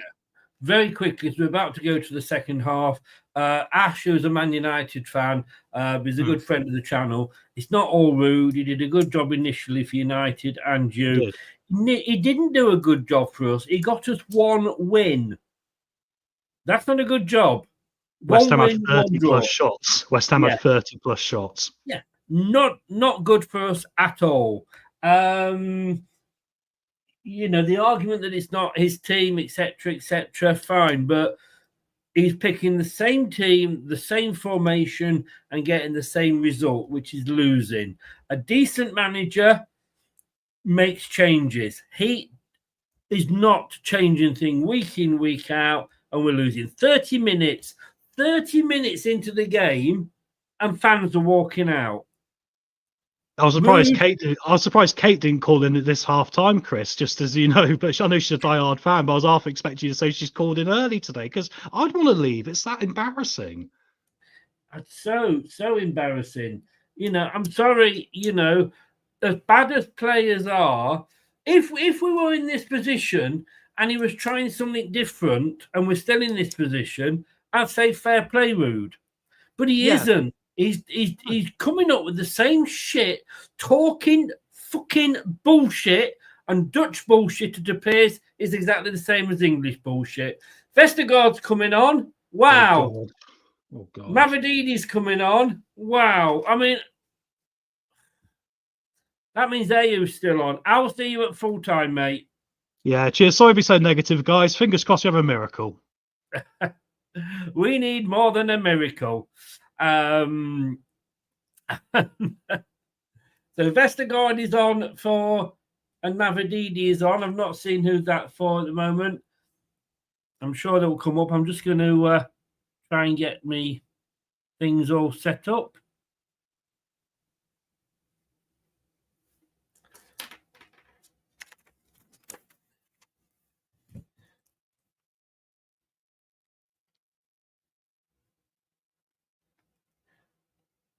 So Vestergaard and Mavrididi on.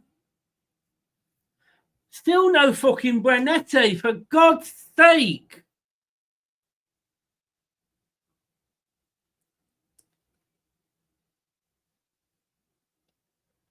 I'm about to kick off in the second half.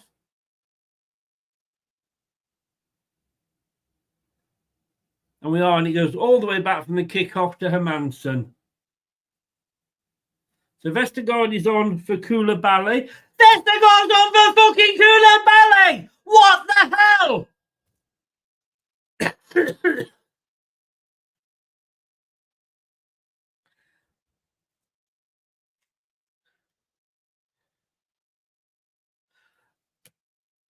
He was the only fucking defender who was showing anything. I'm guessing we've gone 3 at the back.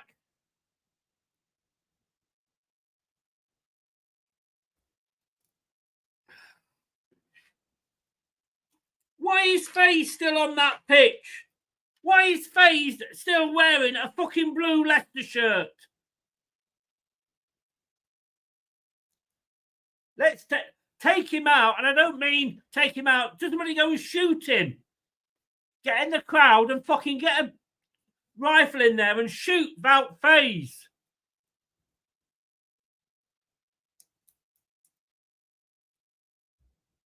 I've got to write about this shit on Monday. Christensen manages to get a ball in. Leicester kicking from right to left.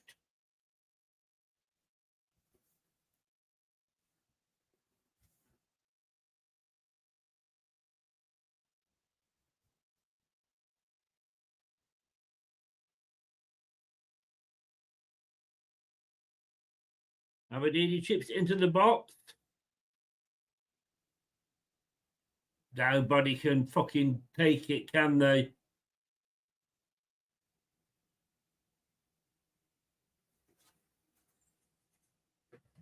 There's a Coley at right back up. We've gone 3 at the back. Can anybody tell?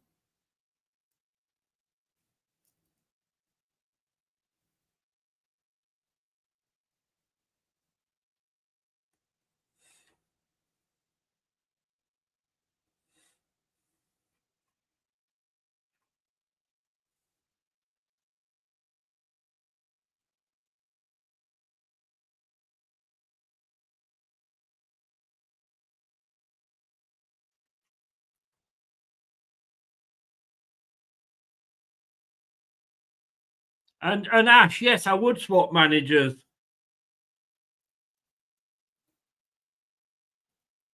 At least your manager won something in his old division.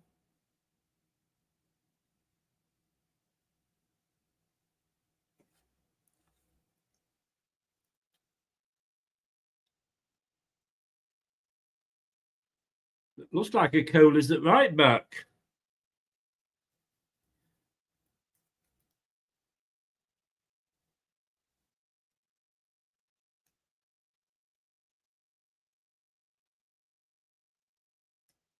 Surely not.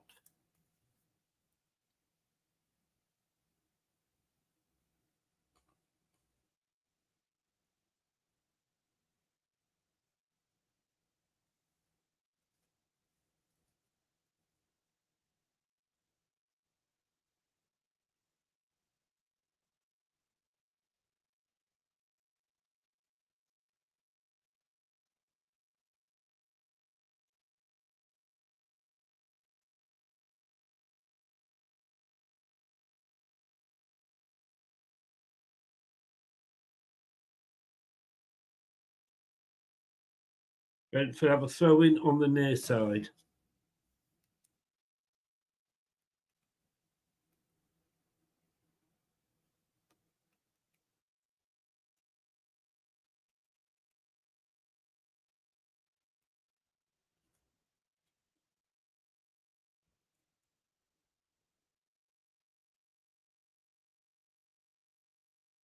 Throw it to Leicester on the far side.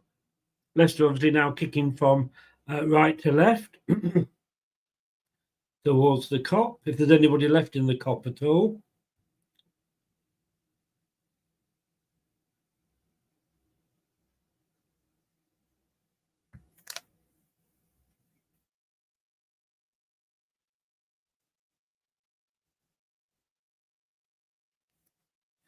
Christensen coming forward down this left-hand side. He's got Mavididi with him there.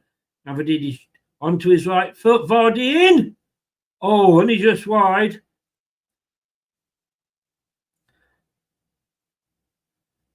have a look how that worked out. Christensen had it. Passed it to Mavididi, who's on the same side at the moment.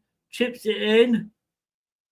Vardy was offside, but he knew what he was doing. Vardy offside. How many times have we said that this season?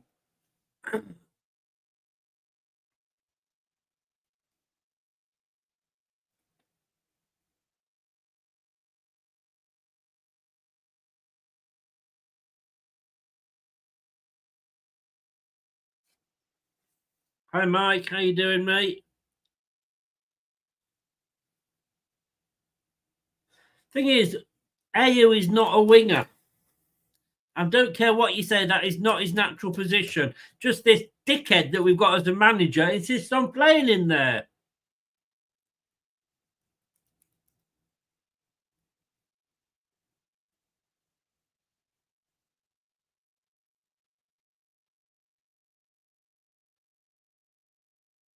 Oh, and FaZe plays the ball out.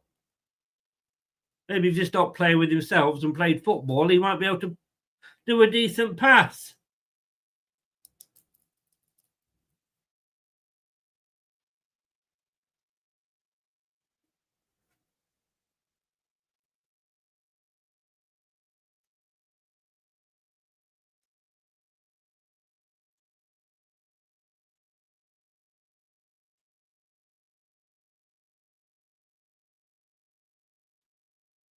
So I wonder if they'll beat that, because they beat Southampton 5-0. That's the biggest win of the league so far. Do you reckon they can beat that this evening? I think so. Indeedy. Picks out Mavididi well. He has got a player on him, but he's going to run at the defence. Gets the ball across. Oh, what a surprise. Not one Leicester City player there for the end of it.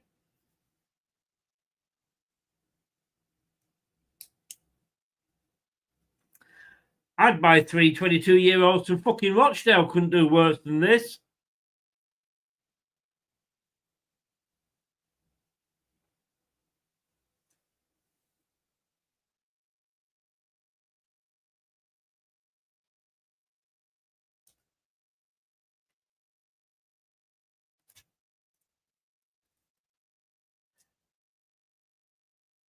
Brentford fans singing "We Want 4."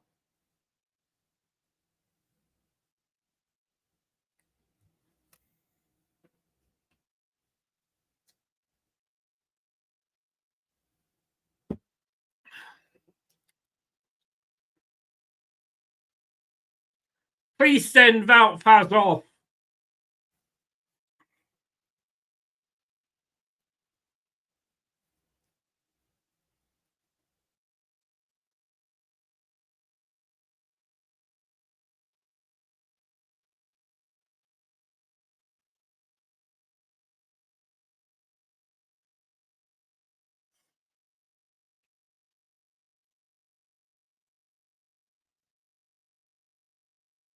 Ed Bonetti could be warning them.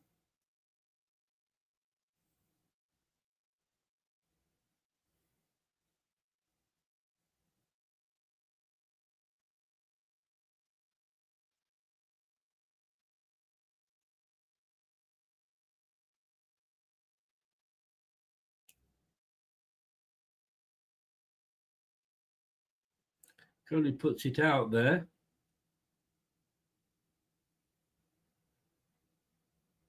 Oh, you will. I think it was a heavy push on Jamie Vardy, but Jamie Vardy knew what he was doing, did the right thing, and went down.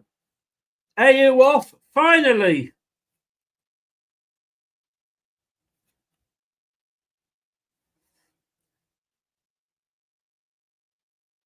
Buonanotte on for AU. And that's at 54 minutes. Don't think they were clapping AU coming off. I think they were clapping Bonetti coming on.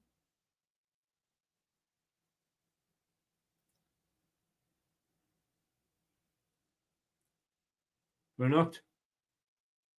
Oh.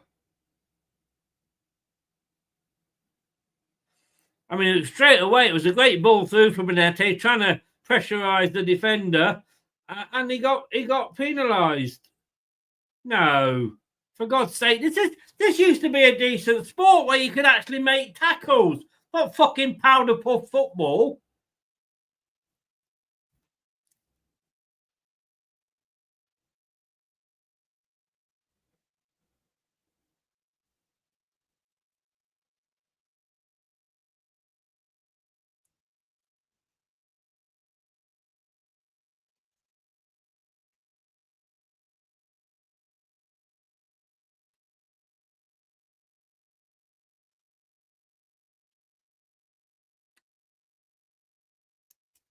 Brentford have it at the back. Brentford, obviously, in their red and white stripes, black shorts and socks, kicking from left to right. Intercepted well by Leicester. Vardy unable to pick up the loose ball, though. And Brentford have it on the far side.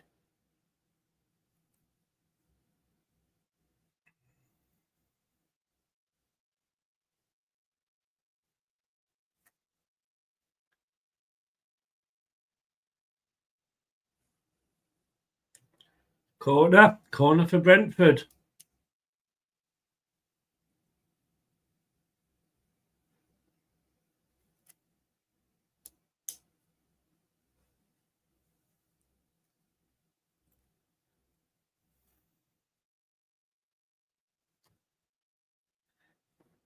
Corner.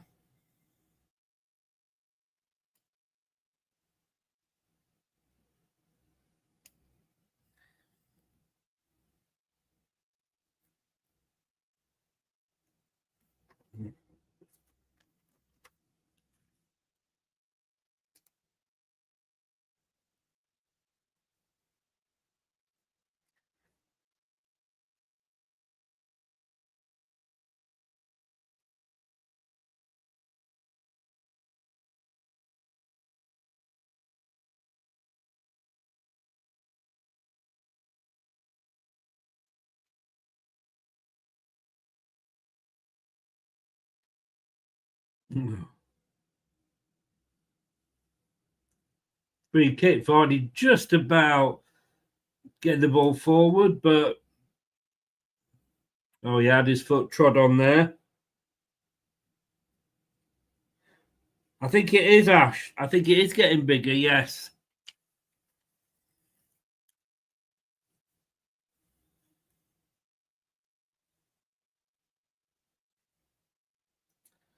Obviously, losing Fatawu for the season was a big blow for us, but we can't blame it all on that. Brenette, both hands up for the free kick here. Oh, fucking hell, we give a free kick away. Oh, God. Okay, so we've taken off Koulibaly, our best defender, and he's put a Coley at right back. This manager has no fucking idea what he's doing. He couldn't manage a wank-off in a whorehouse.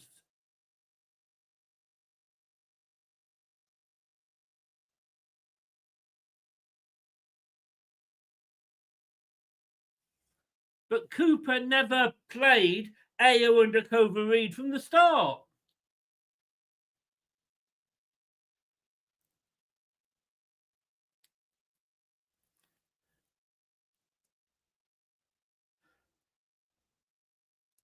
And again, there, just then, Coley gets absolutely shafted.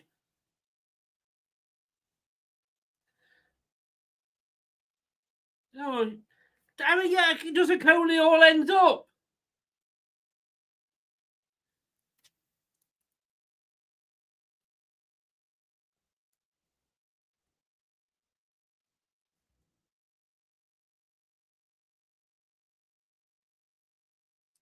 Was it the fact you think that Koulibaly had a yellow card? I don't care. He's the right back. Leave him on if you get sent off. I suppose we've got no right back then for 3 games, have we?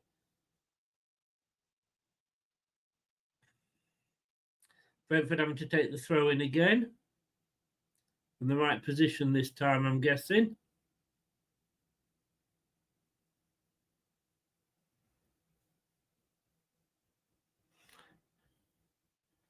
How you do? Is it Jay? I'm not sure what. Great season for you. Great season. Well, wave at us as we go past you.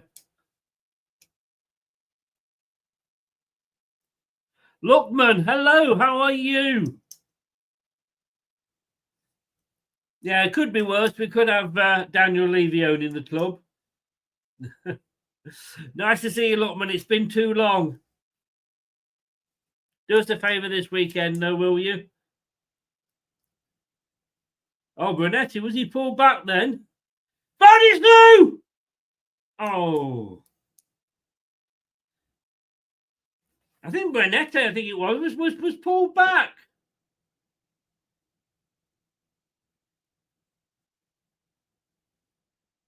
Now, Brentford coming away, though, turning defence into attack here.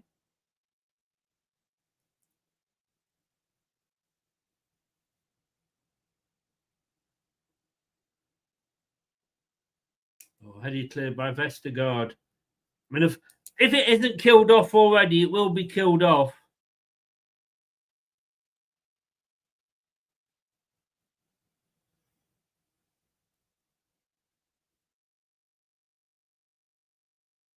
I don't know, you know. I have a feeling that Leeds, if they get promoted, could actually stay up.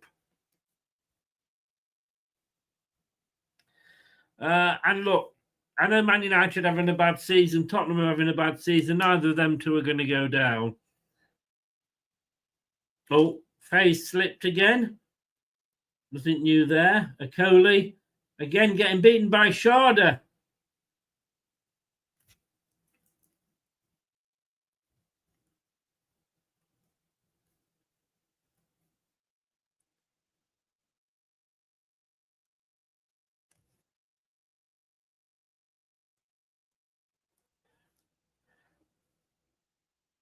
Oh, Brunetti, this didn't play the right ball.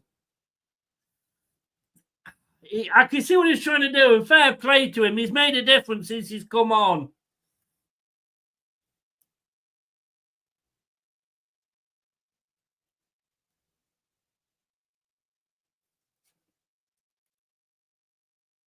the moment though, Coley's being roasted a right one by Shardy down that down Leicester's right.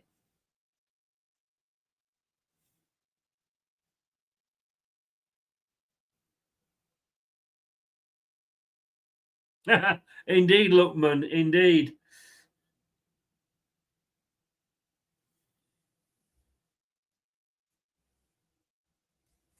I had Forest finishing bottom.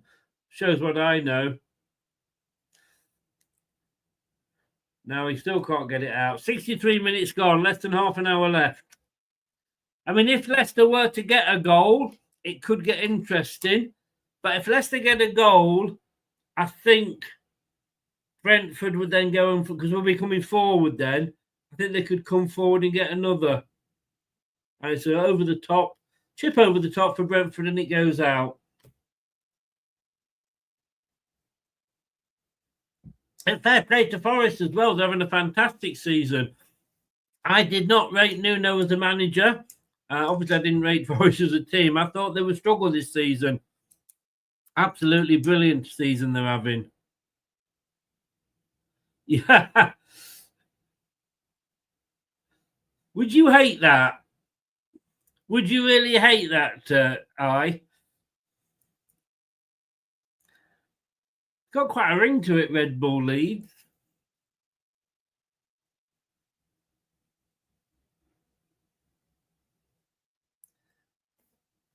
El Canoes now. He's got Buenete. He finds him. Vardy's up with him as well. Needs to do something quickly. No. Then he just tried a little pass in the box. It didn't work out. But Leicester still have it on the edge. There's one of the few fans that are still there. Something to shout about. El Canoes. Got Mavididi. Mavididi and El Canoes just not communicating.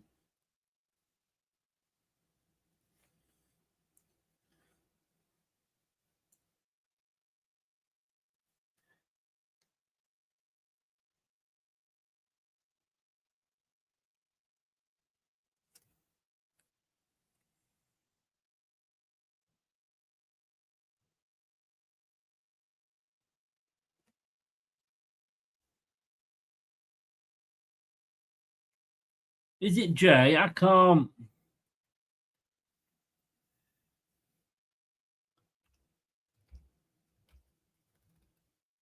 Yes, it is Jay. You're right. I'm sorry, I couldn't tell if it was I or Jay. Should have gone to Specsavers.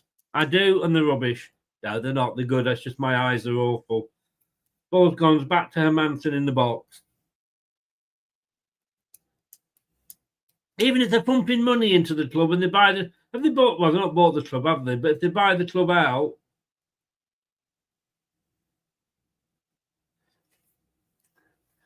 Coley on the right-hand side. I mean, I always wonder when it's like this now, 3-0, Christensen gets the ball and turns well. Let's just see what comes off of this. Indeedy. Oh, just passes it to a Brentford player. Always wonder though, when it look, oh, free kick. When it gets like this, is it the fact that Leicester have improved with the substitutions they've made, or are Brentford 3-0 up and thinking, what's it matter?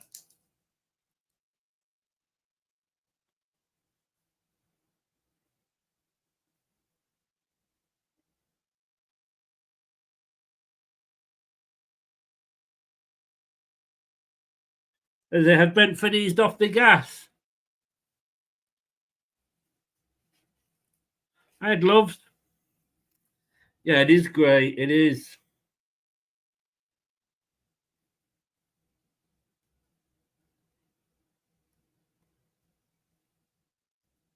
I mean, that. Buenete's booked now.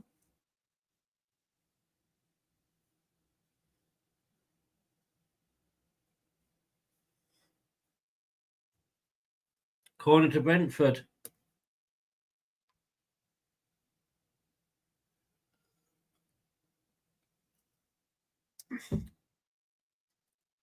I think when you sat, as I was against Arsenal, it was an early kickoff. Having just had a full English, typical Brit abroad, couple of pints down you, match kicks off, drinking more pints. To be honest with you, you don't give a shit what the score is, do you? I really didn't give a shit. That's my feeling about Leicester at the moment. Oh my God, what a save from a Manson.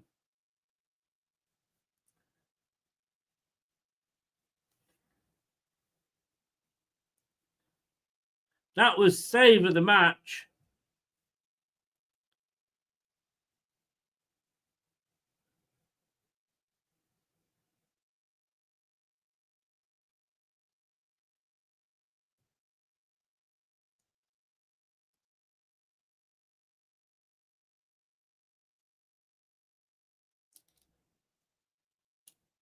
It came off a Brentford head, but what a save. It's a corner. It could have been a penalty because VAR were looking at the challenge.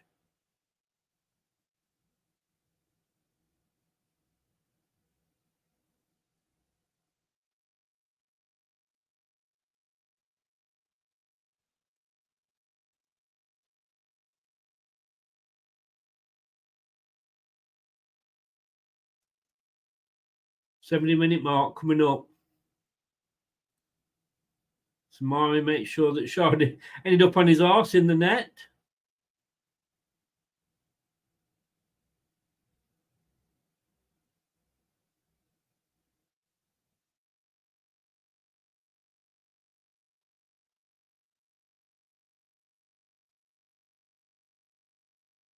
Shardy is trying to have a go at the keeper, though.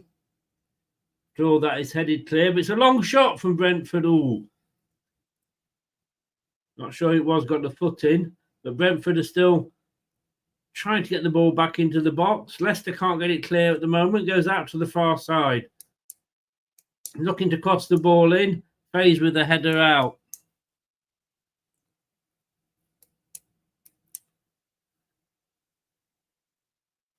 Absolutely peeing down now at the moment. Honestly, what time is it? This time last night I was actually in a hairy plane. If I go back 48 hours, I was in a nice warm sunshine. I actually went to an open air cinema.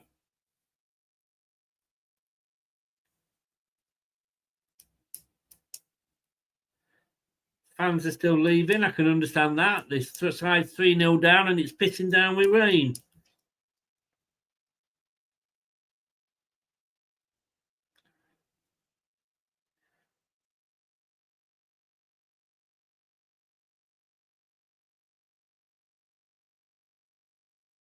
This is 4. No. Wow, we went all the way across the face of goal there.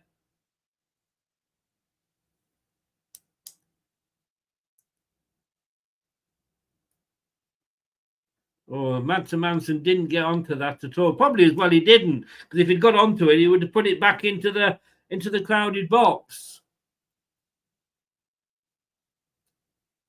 Absolutely. Brentford making a double change here.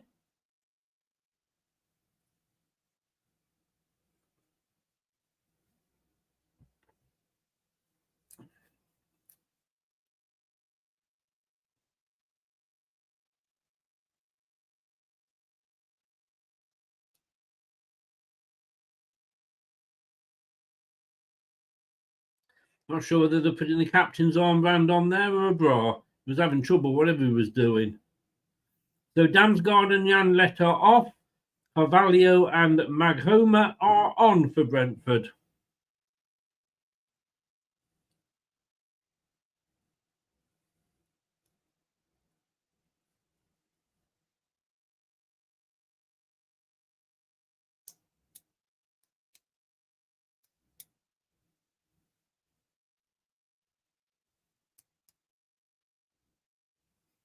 Look, is Lookman still in or is he gone? I bet he's probably gone, to be honest with you, in fairness. I did have a question for him as a Spurs fan.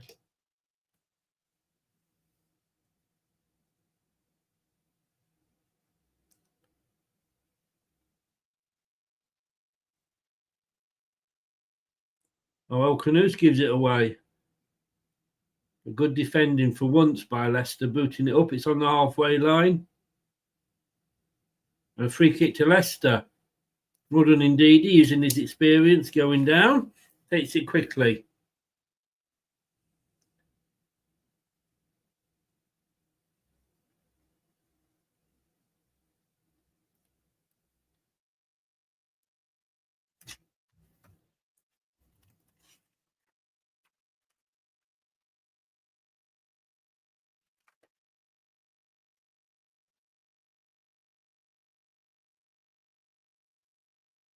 Post-match reaction is going to get lively. We'll be coming up about 4 minutes after the final whistle. Be on here. Don't leave the chat.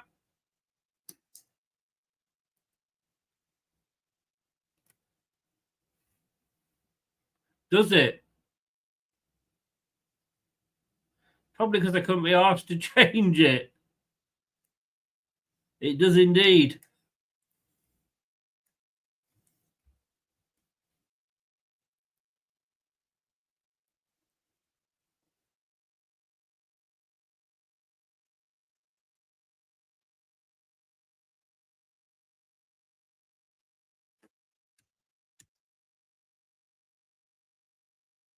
Some fight left in this Leicester City team. There hasn't been any fight in this Leicester City team all fucking season.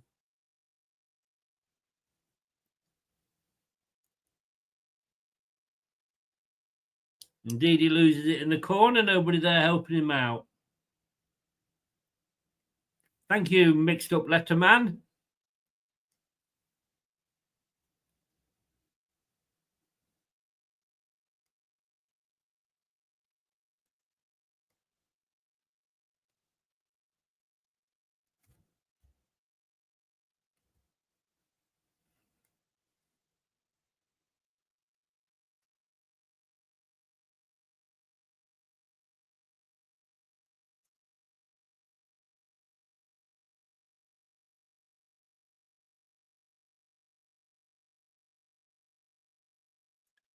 We've got Villa coming up next, haven't we?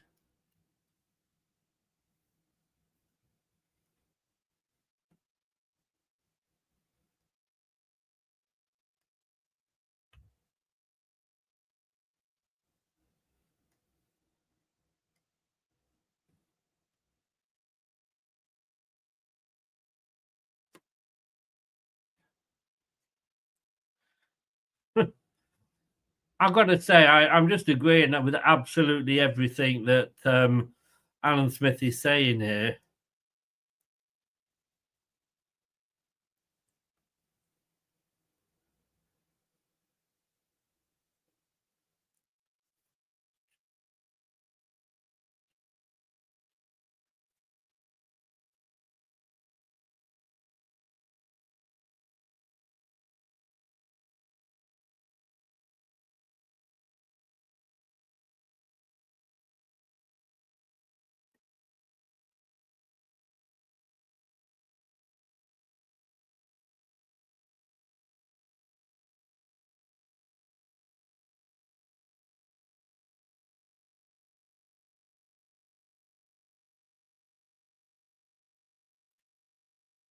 So indeed, he is off and Skip is on at 76 minutes.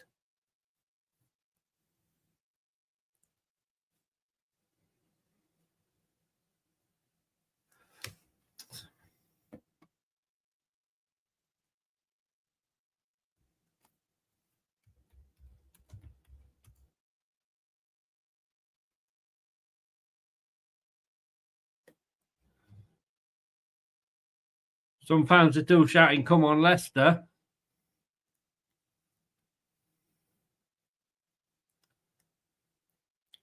Coming forward. El Canus. Oh, lovely ball.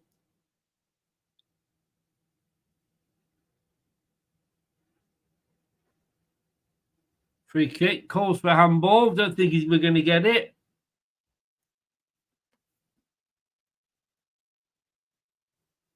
Well, it bounced up and hit his elbow.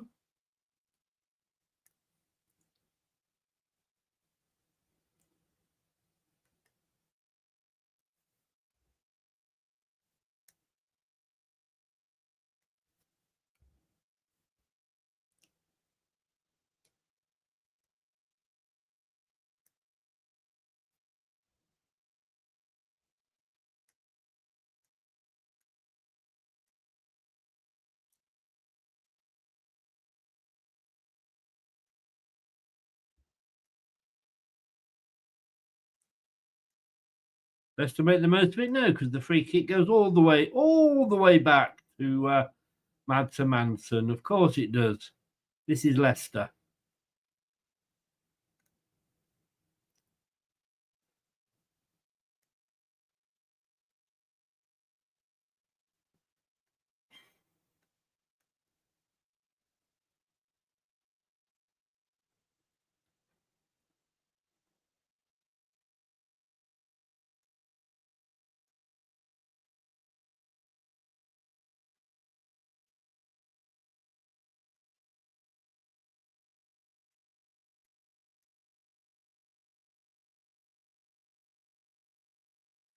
Has anybody seen anything that really gives them any hope in this, that moving forward, that we can actually do something?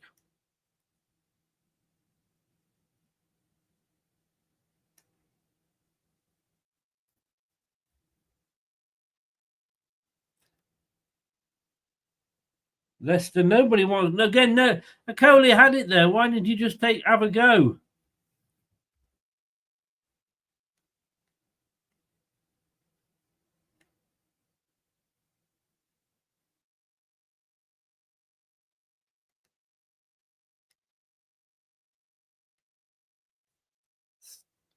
Skip into the area. Nobody there. Oh no. Oh bloody no.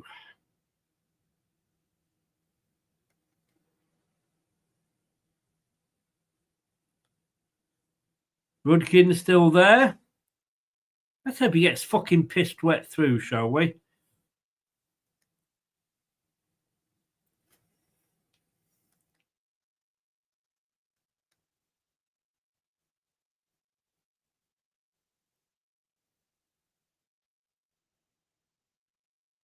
Well, he couldn't be any worse, Prashant.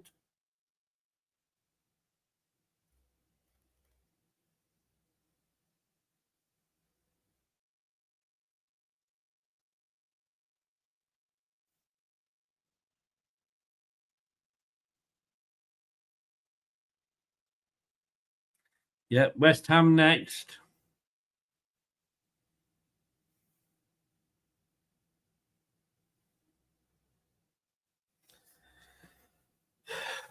Right, 21 minutes gone.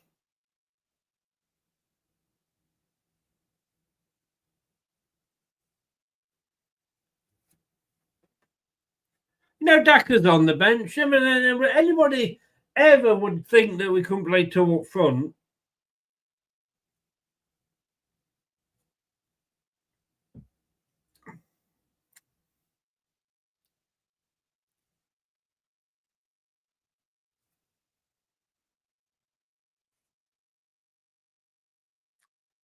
In fairness, Gray, I have to argue with you on that one. I don't think Skip's been a bad signing. I don't think we've seen enough of him, to be honest with you.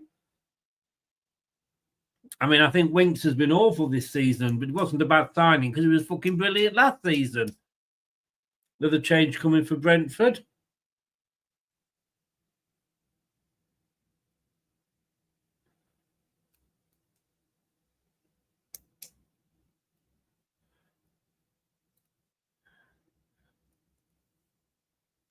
Oh, God, Cody's coming on. Cody is coming on! Oh, Cody's gone down, though.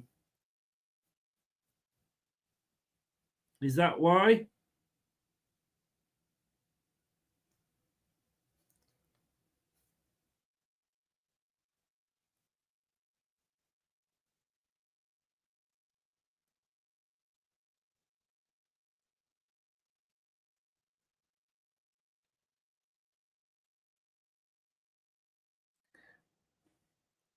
Again, 3-0 down. 8 minutes to go. If he is injured, I'm not saying he's brilliant, but I'm not saying he's rubbish, Gray. I'm sorry. No, Yvonne. I think Yvonne, I think would have all preferred to watch you shower than this shower that's on the pitch here. See what I did there? Shower. Hey, see what I did?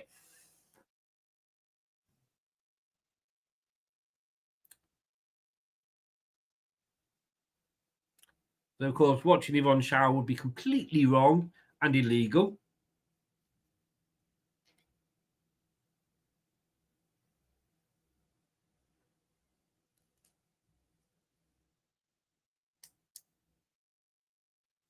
Yeah, I mean, to be honest with you, I'd stick Edward on, for fuck's sake. Don't know what he's doing in training, but just...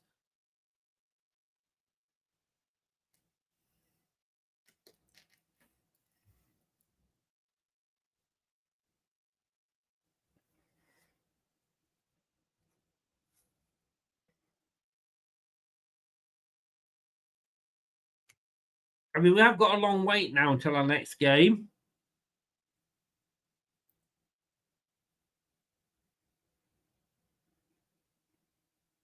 Long ball over the top, looking for Vardy. It will find him, but he's a bit isolated there.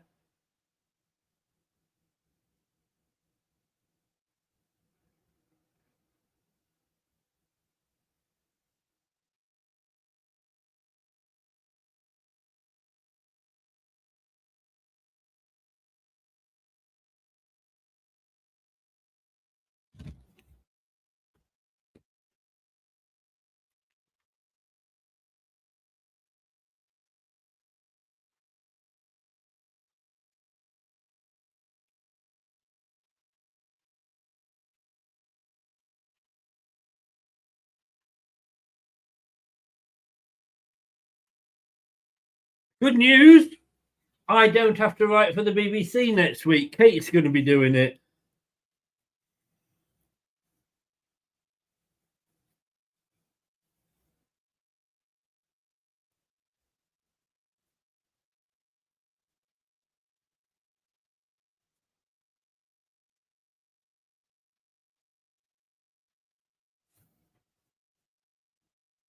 Oh, Canoe's running with the ball. Aberdeen back to El Canoes. Sumare. Oof. Renati took a strike there. I know.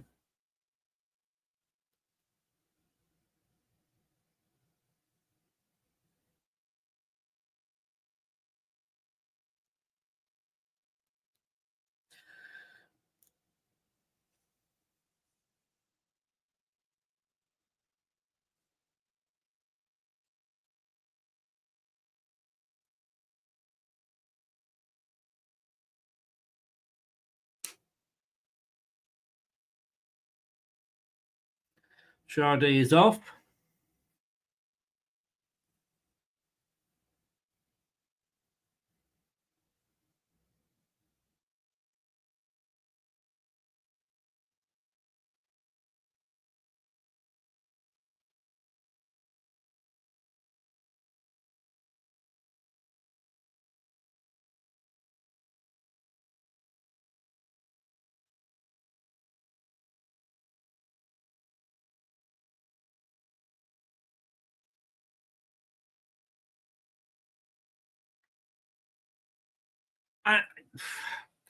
I really have nothing to say. I'm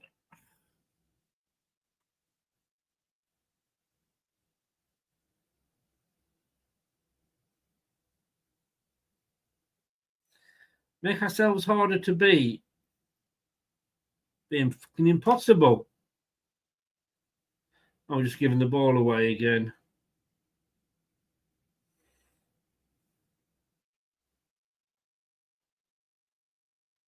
Lot of empty seats. A lot of empty seats.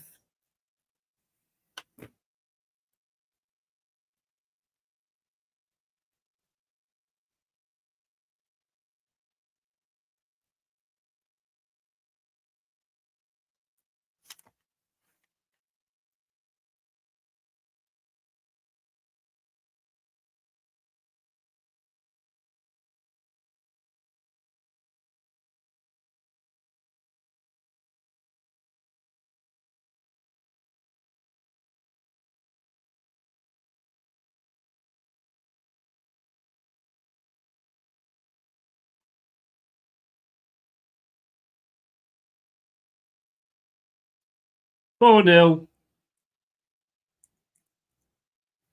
88th minute. Another nail in the goal difference column.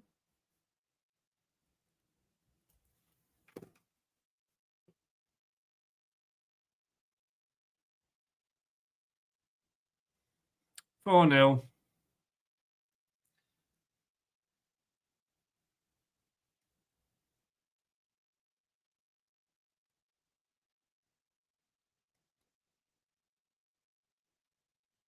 I mean, Vestergaard done for speed. Faye's just stood there fucking wanking himself. Faye's as much use as a fuck. Will you just fuck off, Faye? Fuck off. Go back to Belgium.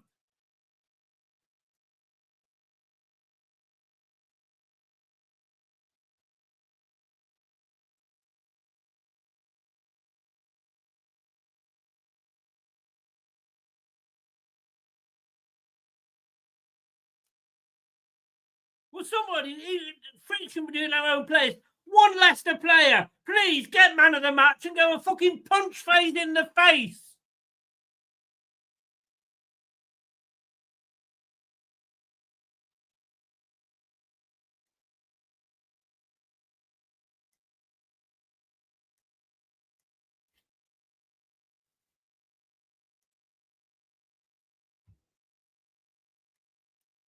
Oh, fuck, we've got another 3 minutes of this. Jesus fucking Christ. What have we done to deserve this?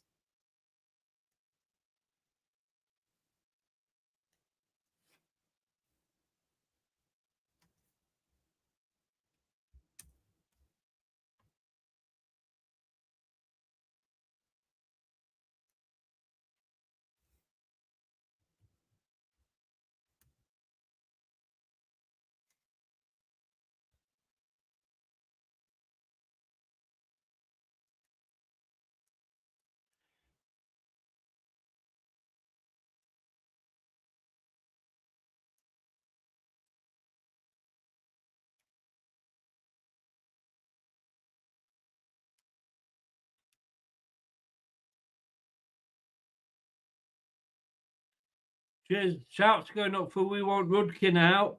Can we just not get Ruud van Nistelrooy out, please?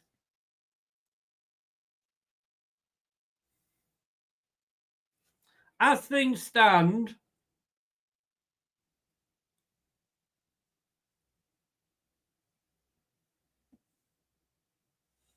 our goal difference is now minus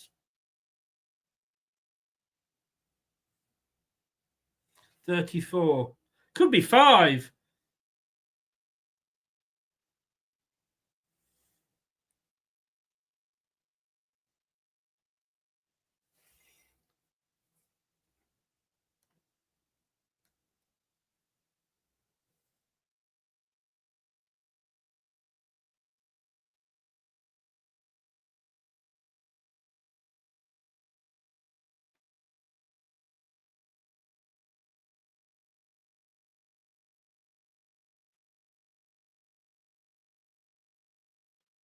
In fact, their fans are shouting, we want 5. I hope they get it because they deserve it. It's a corner anyway.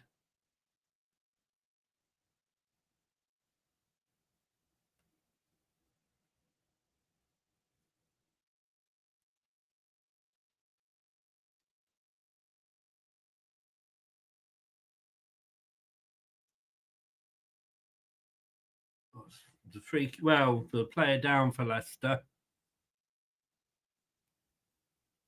Vestergaard. Who knew Vestergaard getting done for pace?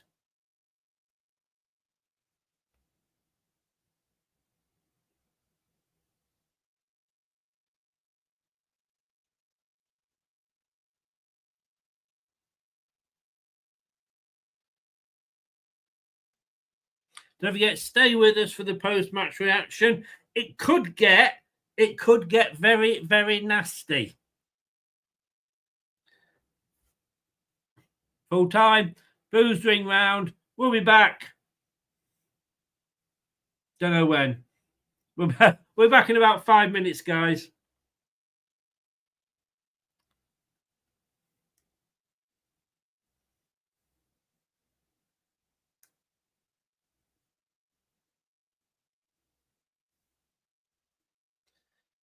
See you in a few minutes. We'll have the post-match reaction.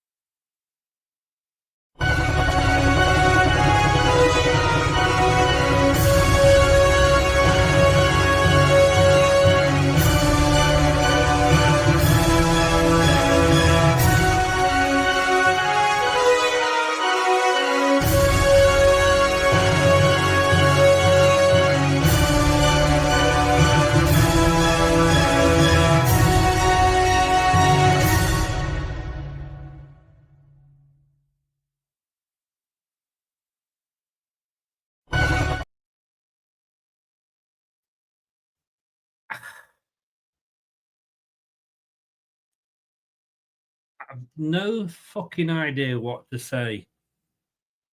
To be honest with you, just watch the last watch-along, play the post-match reaction, and you'll get exactly the same.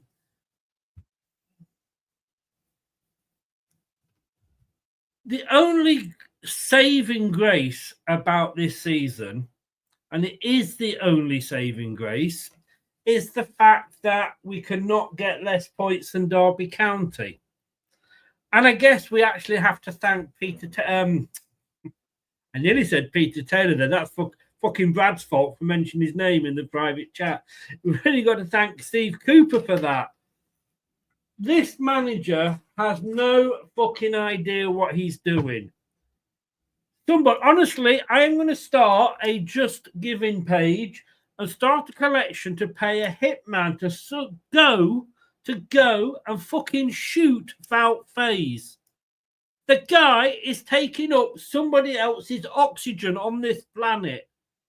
Probably a slug somewhere which would be more worthwhile for oxygen than him. He's fucking useless. Did you see for that last goal? The save was made and he kind of went, and the ball just went past him. Wout Faes, wank off, go back to Belgium, wank into your chocolate or whatever it is you do over there, and disappear off the face of the fucking earth. And while you're at it, drop Ruud van Nistelrooy off next door in fucking Holland as well. Oh, I get it. I calmed down when he took off Koulibaly and moved Okoli over to right back because Koulibaly was on a yellow card. So I kind of get that. We needed goals. He had fucking Daka on the bench. Vardy may not deserve to have been taken off. I know we say this every week. Possibly play two up front. Tell you something. Ruud van Nistelrooy, come here. There's more. Come here. Got a bit of advice for you, Ruud van Nistelrooy. I think available on a free, go and get Katie Price. But I tell you something, she's probably got the best two up front of anybody in the fucking division.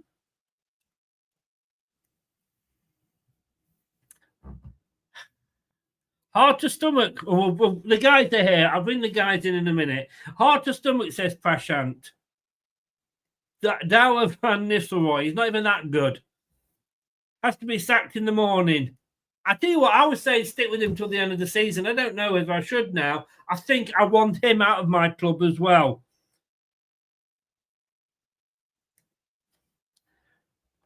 Are you a snail or a turtle? John Rudkin will offer you a contract here at Leicester City. Very true. Now I have to wait about 2 hours to drown my sorrows. Thanks, Leicester, for making me have a drinking problem. Yeah. Another bloody mess. I know Brentford are solid, but ouch, this hurts. Vestergaard beaten for speed. Who knew it? That's exactly what I said. Exactly what I said. Upcoming game. I don't even. No. Please don't do that to me. Hit the likes and subscribe. Please do, because I would love. It's anything that keeps me going. Well, the odd Viagra every now and again, but apart from that, there's not a lot that keeps me going. Just bear with me a second, guys. I just want to update that. Yikes, says Doug. Worse than yikes. We've been saying that, Ash. We've been saying it. Every fucking match is massive. Graham, I'm off later, guys. Going down the pub. Need to drown my sorrows. You going for a damp, wet one, are you? Taking the missus with you? For morale as well as points. We've got no fucking morale left, Ash. We haven't. Feel for you coming home to that dross, Chris. Something about losing in the sun and some ice cold beers. There's something nice about it. How much is VK worth? Can we sell him? One of the better players, I thought. We're saying hello to everybody else. Let's aim for another record and beat Sheffield United goals conceded, 104. You know, you joke.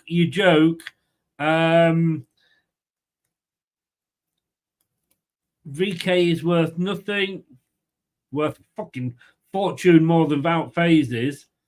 And then to be optimistic about Leicester with 20th at 18 points. Yeah, but look, we had a manager that knew what he was half doing then. Ray, not the manager's fault. Yes, it is. It is the manager's fault. I'm getting pissed off with people saying it's not Rude's fault. Whose fault is it then? He's the one that's being paid to manage this bunch of tossers, and he's not managing them. He's the tosser himself that has put out the same inept team week in, week out, playing the same shit formation week in, week out. Whose fault is that? Rude fucking Nistelrooy. I'm sorry. I just see another horror show. I'm so done with this season. I tell you what. Didn't Forrester got any season tickets left? Yeah, I probably would say that. Where do we go from here? Down, down, deeper and down, as Status Quo once said. Yeah, Michael, agree with you. Katie Price has 2 up front. That made me smile. Thank you, Chris. For those of you that remember, not the 9 o'clock news, put your head between them and go blubber, blubber, blubber with American Express. I'm having a wine now too. How many of that? I just hope most of them are gone, including the manager. I tell you what, you and mate, I'm surprised you didn't just run straight off the other side. Brady's on the vodka. Don't blame him. Share it. Okay. Right. Let's get the guys in. Give my voice a rest because, to be honest with you, I'm ranted out. I really, really am.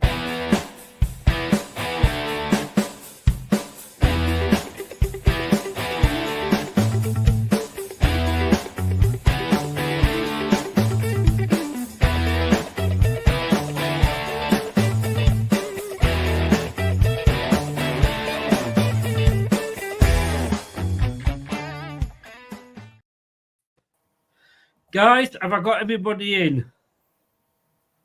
Who am I missing? Me. I'm missing Jim. You should be in. 1 second, Jim. Take that dross of a full-time picture down. Well, take that shit down. He's still not there. Jim, Okay. wait. Bear with me, Jim. He's here in spirit. We can hear him. That's enough. Just to prove it, Chris. Yeah. Fucking orange. Cheers to you. I tell you why. It was because he wasn't here last week. There he is. Oh. Tom, talk. While I'm just trying to get Jim in, talk to me. What the fuck? What we doing? Well, I was going to use my time to make a personal plea to Ruud van Nistelrooy, and that is we've seen this madness now for endless weeks. You're meant to be a pragmatic man, like you say in press conferences, as I feel I am, so I'm not going to go full metal here, and I hope Brad will for us, because we all want to do it. But I'm going to say this. It's time for a formation change. It's time to stop being stubborn with this, because we've seen what we're getting from it, and we're getting negative karma now as a consequence as well from the stubbornness. So let's start seeing the words in the press conference match up. We know you can play free at the back, because you've done it in a substitution before. So please, if you can't go out there next time out against West Ham in a game now we simply have to win, and we might not even stay up then please do us the honour of doing what Wayne Rooney did at Plymouth and walk away. That's all I'm going to say. I'm going to pass it over. Brad, your thoughts? When he was a player, Manchester United fans, and maybe even fans of former and past clubs afterwards, used to sing a song for Van Nistelrooy.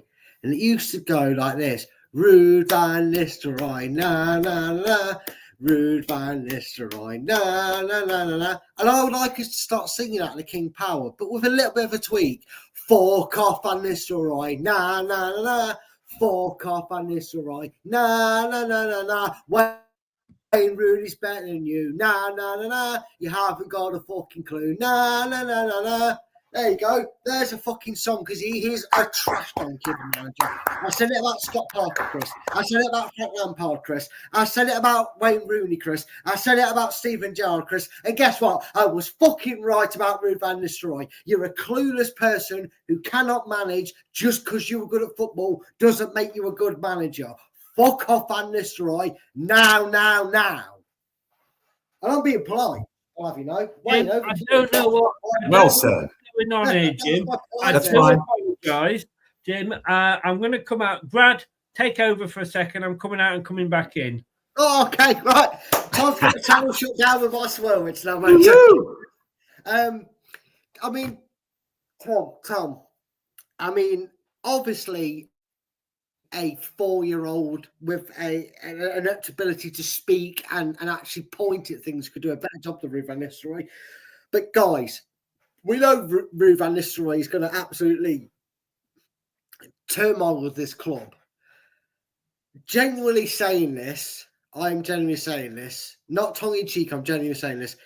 Hi guys, he is worse than Peter Taylor. Yes or no, Tom? He's getting very close. I can't say yes or no yet. Pass it on. Wayne? Worse than Peter Taylor, yes or no? You're on mute again, Wayne. You're expertly on mute. That is fantastic. Not quite. Not quite. Tom, we can hear you. We can't see you.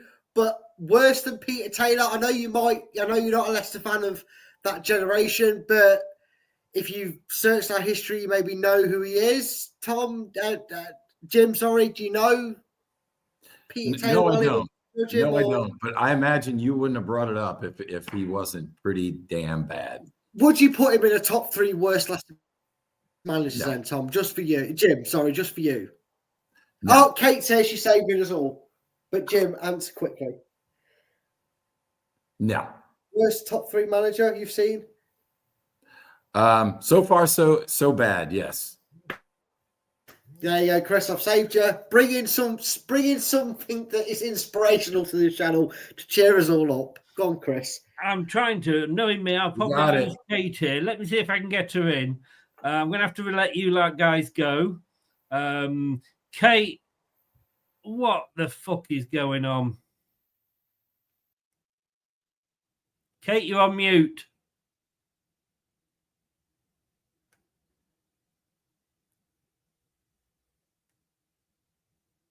Kate, you're on mute. Can't hear you, Kate.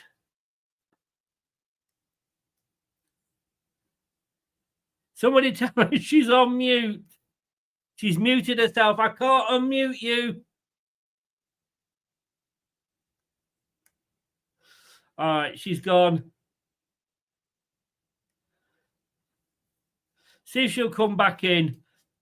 She was absolutely on, and she is not connecting at the moment. Kate, you're on mute. Me. Hello. Can you hear me?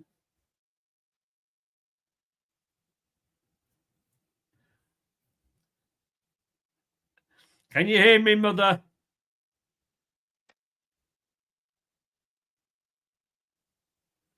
Can you hear me? I can't, yes. Oh, can you hear me? Can you hear me? No, well, you've got all your swear words out the way. So tell me, what the fucking shite are we doing? Thank God. I just checked. I'm thinking, please let Kate have to write about this next week.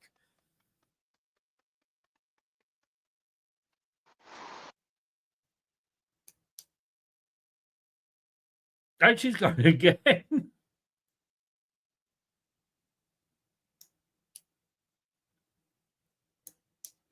She's gone again. I think we're going to have to leave Kate, I'm afraid. We'll bring some of the other sweet and extra loving guys in. Oh, no, it's Brad. I was going to say, you see, You said that and then brought me in. Yeah, Chris, you're a BBC writer for the BBC. Let me give you a little bit of inspiration. Hang on a second. We're going to try one more time with Kate. Oh, she's in again. She's in again. It's a black screen, though. It's not promising. Hey. Can you hear me? Yes, can you hear me? Yes, I can. Hang on a I second. can hear you. To be honest with you, I'm surprised. I mean, your phone signal is... It's not me, it's you. What's going on? I can't hear you now. No, I can hear you. Can't you hear me? I can't hear you. I don't know why. I don't know why. Kate, we'll do it next time. I can't hear you. I can hear you intermittently. It must be my signal. I'll come back. Give me...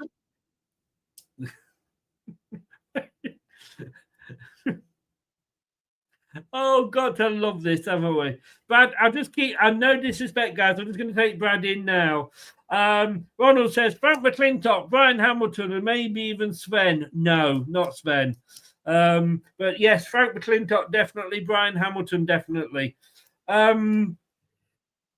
Honestly, Rude has got to go, hasn't he?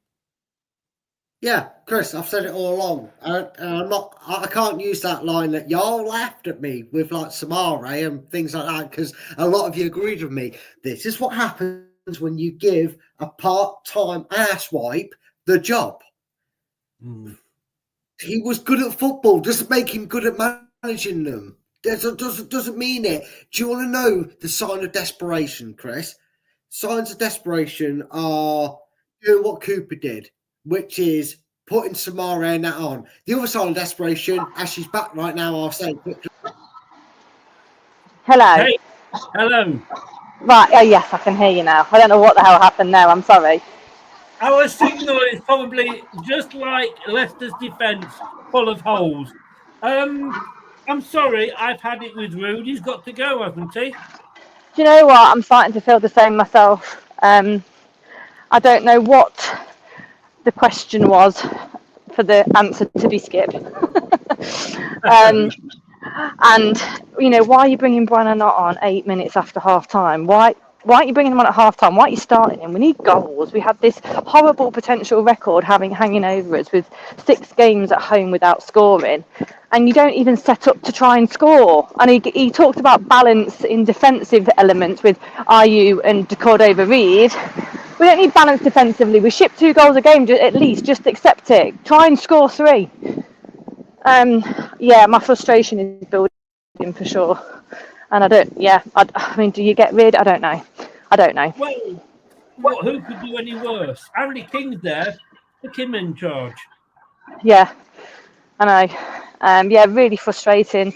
The substitutions were just...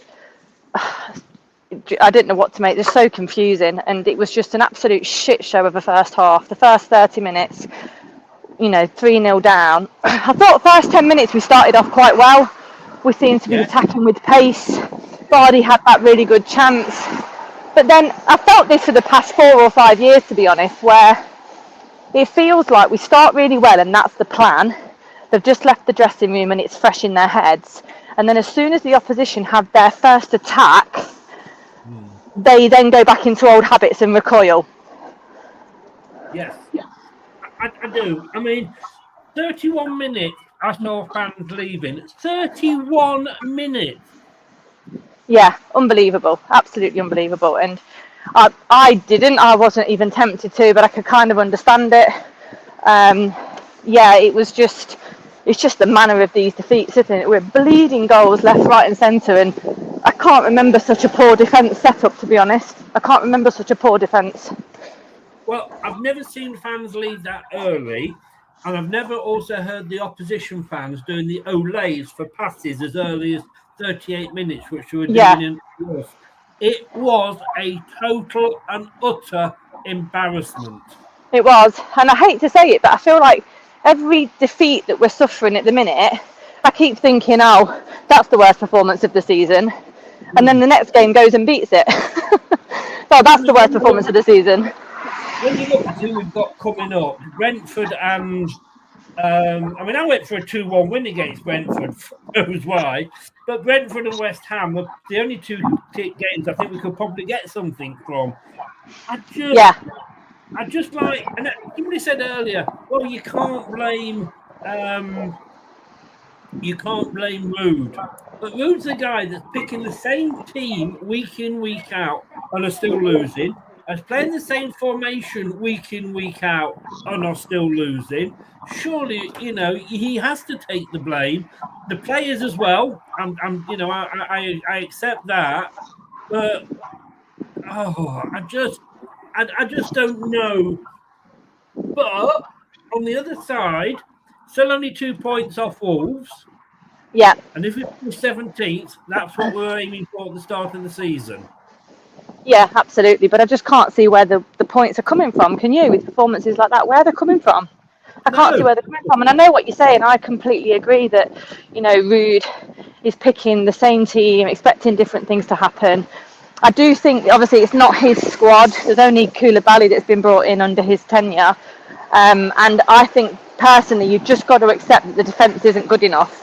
And it's always going to ship goals, and we've just got to accept that, which is why you need to play more attacking football. And we've got actually quite a decent front line. If you play your best players, how you keep Wananoff consistently is mental. Like, he came on and pretty much put a man of the match performance in, apart from Bilal, who's just such a hard worker. It's unbelievable.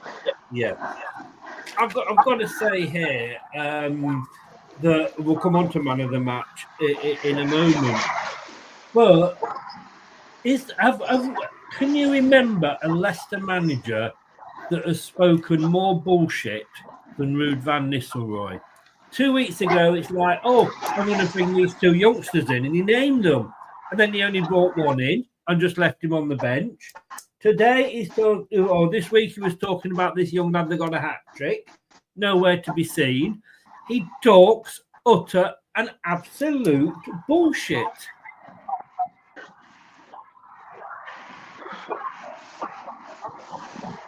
Don't know if you got that, Kate. Yeah, I completely agree with that. I do think that Enzo used to do a bit of the same thing with the youngsters.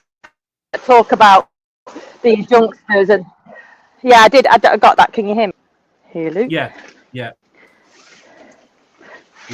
Oh, is he okay? Yeah, can you hear me? Yeah, I think Enzo used to do a bit the same with youngsters.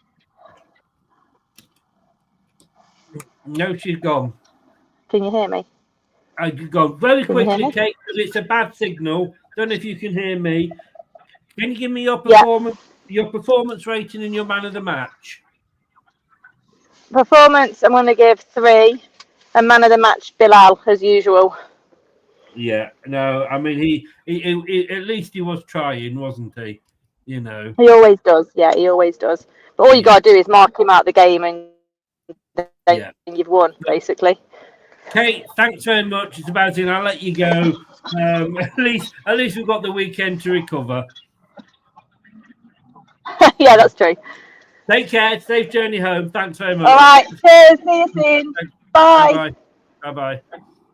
Right. Let's try this again, and see who I can get in. I'm desperate. I'm just desperate, to be honest with you. I'm trying to get Jim in because I haven't said anything to Jim yet. Bless him. Right. He's all the way from America. Jim, you're there. Let me talk to you. Your thoughts on that game? Well, put it this way. I think the whole catastrophe with poor Kate getting on just summarizes the kind of day we've had. I mean, just epitomizes it. I mean, we can go on and on about Rude should be sacked. He's lost the team. Fans walking out. I'll tell you what. When that third goal went in, the fans, I walked out of my house. That's how bad it was. Then I realized I had to come back in and watch it. But no, it's just, Kate put it in perspective. Every match we say this thinking this has got to be the worst. And that is so pathetic. I mean, every game we think it's got to be the worst, and it's not.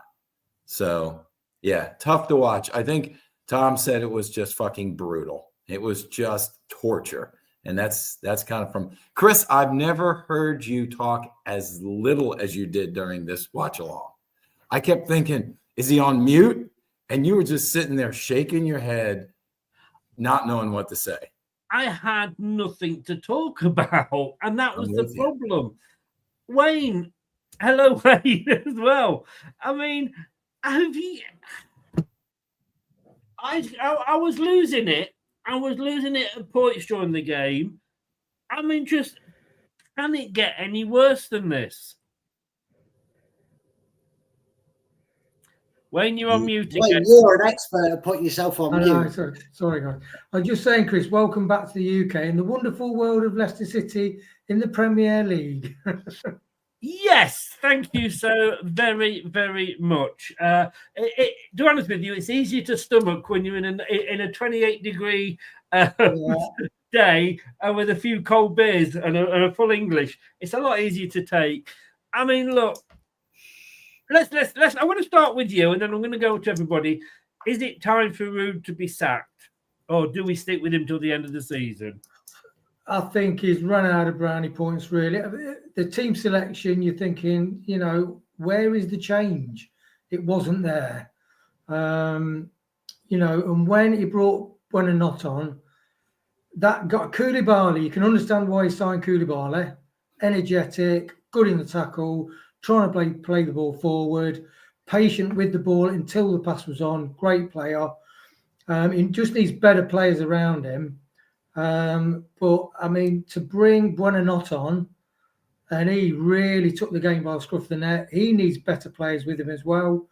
Mavididi came on. You can see why he's not getting a start, although the fans are screaming for him to play. But it's the fact with the young kids, really, what he's done with the young kids.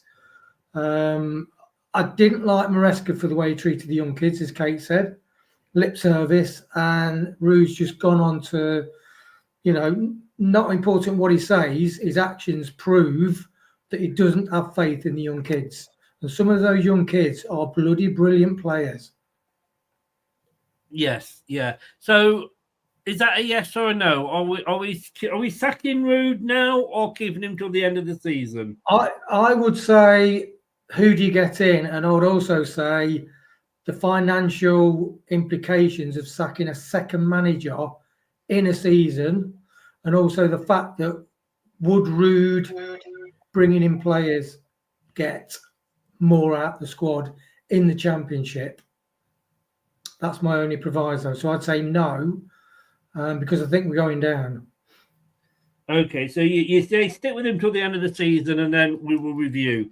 Brad, I can probably know which way this one's going. Sack him, give the job to Andy King. Okay, Tom.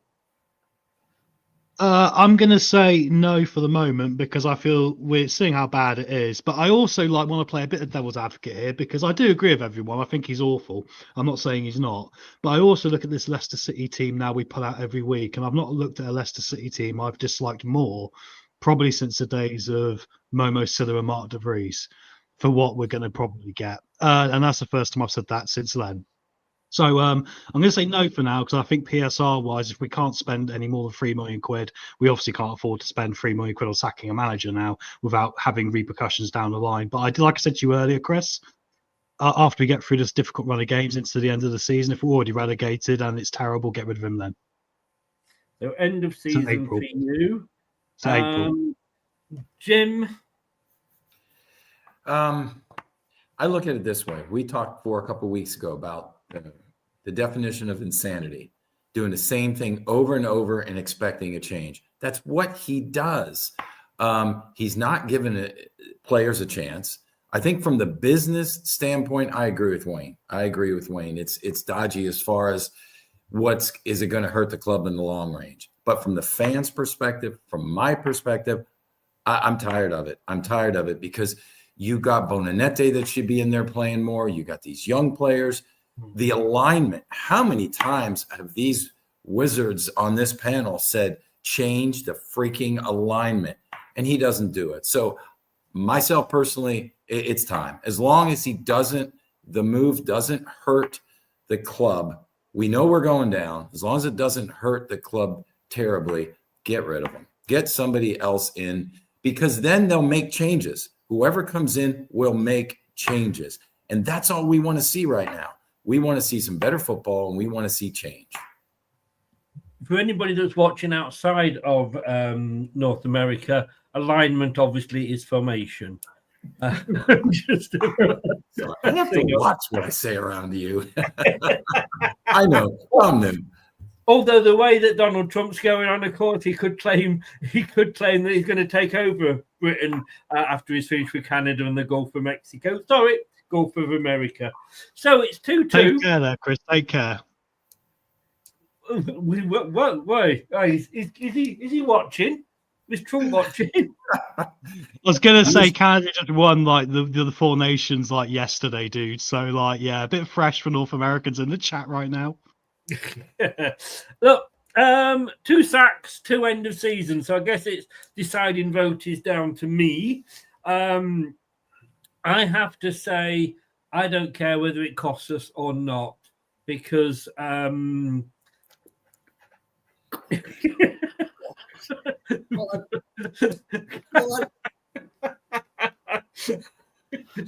thank you, Brad, for making me laugh. I've needed it. I cannot back a manager that's doing the same thing. If we get, look, we could still stay up. We only need 17th, which is what we said at the start of the season. But at least let's go down fighting. The moment we're going down like a pricked balloon, and we're being managed by said prick, that's the thing. He's got, he hasn't a clue. Jim said it. Well, we said it a few weeks ago. Insanity, doing the same thing, expecting different results. He has to go. I'm sorry. Sack him now. And people will say, yes, it's the players. Yes, it will. Yes, and I accept that. But stick the youngsters in. Don't give this bullshit all the time and say, like, he's doing this, I'm going to put this player, then don't. I got to say, Alan has just messaged me his performance and players. We'll come on to that in a moment. Wayne, he actually said, we looked good for the first 3 minutes. And that's basically, that's all you're summing up, isn't it? We look good for the first few minutes. Yeah, that reminds me of a Faulty Towers episode where Basil Fawlty's moaning about everything because everything's going to shit. And he says, oh, what was that? That was your life. Oh, do I get another chance? No, that's it, mate. That's all you get. Yeah. You're thinking, oh, there you go. Then that's all. We had our good 3-5 minutes, and it did look exciting, Koulibaly, but we are paper thin at the back. And then once the opposition get the ball, play around a bit, as Kate says, we just seem to fold. And, Rude, he needs to play the young kids. We struggled to get the ball forward, even the midfield. The midfield today was laboriously slow. I used to play centre midfield with my brother. Good brothers in the middle of the midfield, and you've got to break up attacks and you've got to break forward. And our manager used to roast us for me and my brother running forward and leaving gaps, but we used to love scoring goals and creating the attack, and that's what you want to see. And you look at people like Buonanotte and El Canus, and they want to get forward. But his formation, like Tom said, 3 at the back, play 2 guys higher up on the wings, be more solid. We'll have more players higher up the field. And I think, 3, play 3 at the back. Yeah. I thought he had gone 3 at the back. I got quite excited, and I understood him taking a Coley off, but then don't bring on I can't even fucking remember what he did, but he stayed at 4 at the back with a Coley. No, who did he take off? Koulibaly he took off and brought a Coley on and played a Coley. Now I can understand it, Brad, because he got a yellow card, and let's be honest with you, if we lost Koulibaly for 3 games, we'd be right up shit creek. So I can understand that, but then do you not think, well, I haven't got a proper right back now, let's go to 3 at the back? Is that not sensible? what's sensible about Ruud van Nistelrooy and manager of Leicester City? Because that whole sentence is the biggest joke since Peter Taylor. I've tweeted it out. Worse managers than Peter Taylor. Honestly, Peter Taylor would do a better job with his squad than Peter Taylor did with the squad he had. In fact, the team that went down in the 2002 season showed more fight than effort than this team because he threw, Dave Bassett, Mike Bassett's younger brother, threw everything at that season to try and save us. In fact, he somehow dragged us to the last 2 games of the season, needing to beat Manchester United, if I remember rightly, to have a chance of staying up, which we didn't. We lost 2-0 or 3-0 that game, but we went on to beat Spurs, showing that had we beat Man United, we actually might have stayed up. So anyone that says that this manager isn't worse than Peter Taylor, go on and rewatch that whole entire season of him in charge, because Akinbaye and Vardy right now, what's the fucking difference? They're both missing chances and both absolutely costing us goal. No goals in 6 home games, Chris. Do you know what? Right now, we could play 9 at the back and leave Vardy up front, and we would still find a way to concede. We are that terrible. What we need to do, Chris, is we need to pay TalkSport a lot of money to get Cody to actually focus back on football, stick him at the back, stick 6 men in midfield and 3 up front. Have a 6-man midfield to stop Cody having to worry about defending, and just stick 3 strikers on the pitch. Just go Vardy down the middle, Daka on the left, Mavididi on the right, whatever. I don't care. I'm at the point of I just don't care. I don't even care now if you told me against West Ham on Tuesday night, Thursday night, whenever it is, because that's how disinterested I am in Leicester right now this season, whenever they're playing, right? I wouldn't care if you told me, Brad, guess what? Team news for you. Vardy's in goal. Danny Ward's playing right back. He's going to play Stolarczyk up front, and he's gone Mavididi as left back, and told me the rest of the team completely out of position. I go, sure, why not, Chris? Good team, probably lose, don't care. Because we are just trash. This team, on paper, is better than the 2001-2002 relegated side, and is doing monumentally worse. And we call that, as Leicester fans, Chris, we call that our worst part of relegation history era. Bollocks, this is. And I'll breathe. Over to you. So I thought you stopped for breath then, and I was going to get in. I mean, no, don't be silly, Chris. The only problem I have when Brad goes on one of his rants is I've got about 20 messages to catch up on. And I was going to give this one to Brad, but I'm going to move on to give somebody else a chance. Is he a manager like Lampard that likes to tell the players how good he was in his day? Maybe. That is a very good question.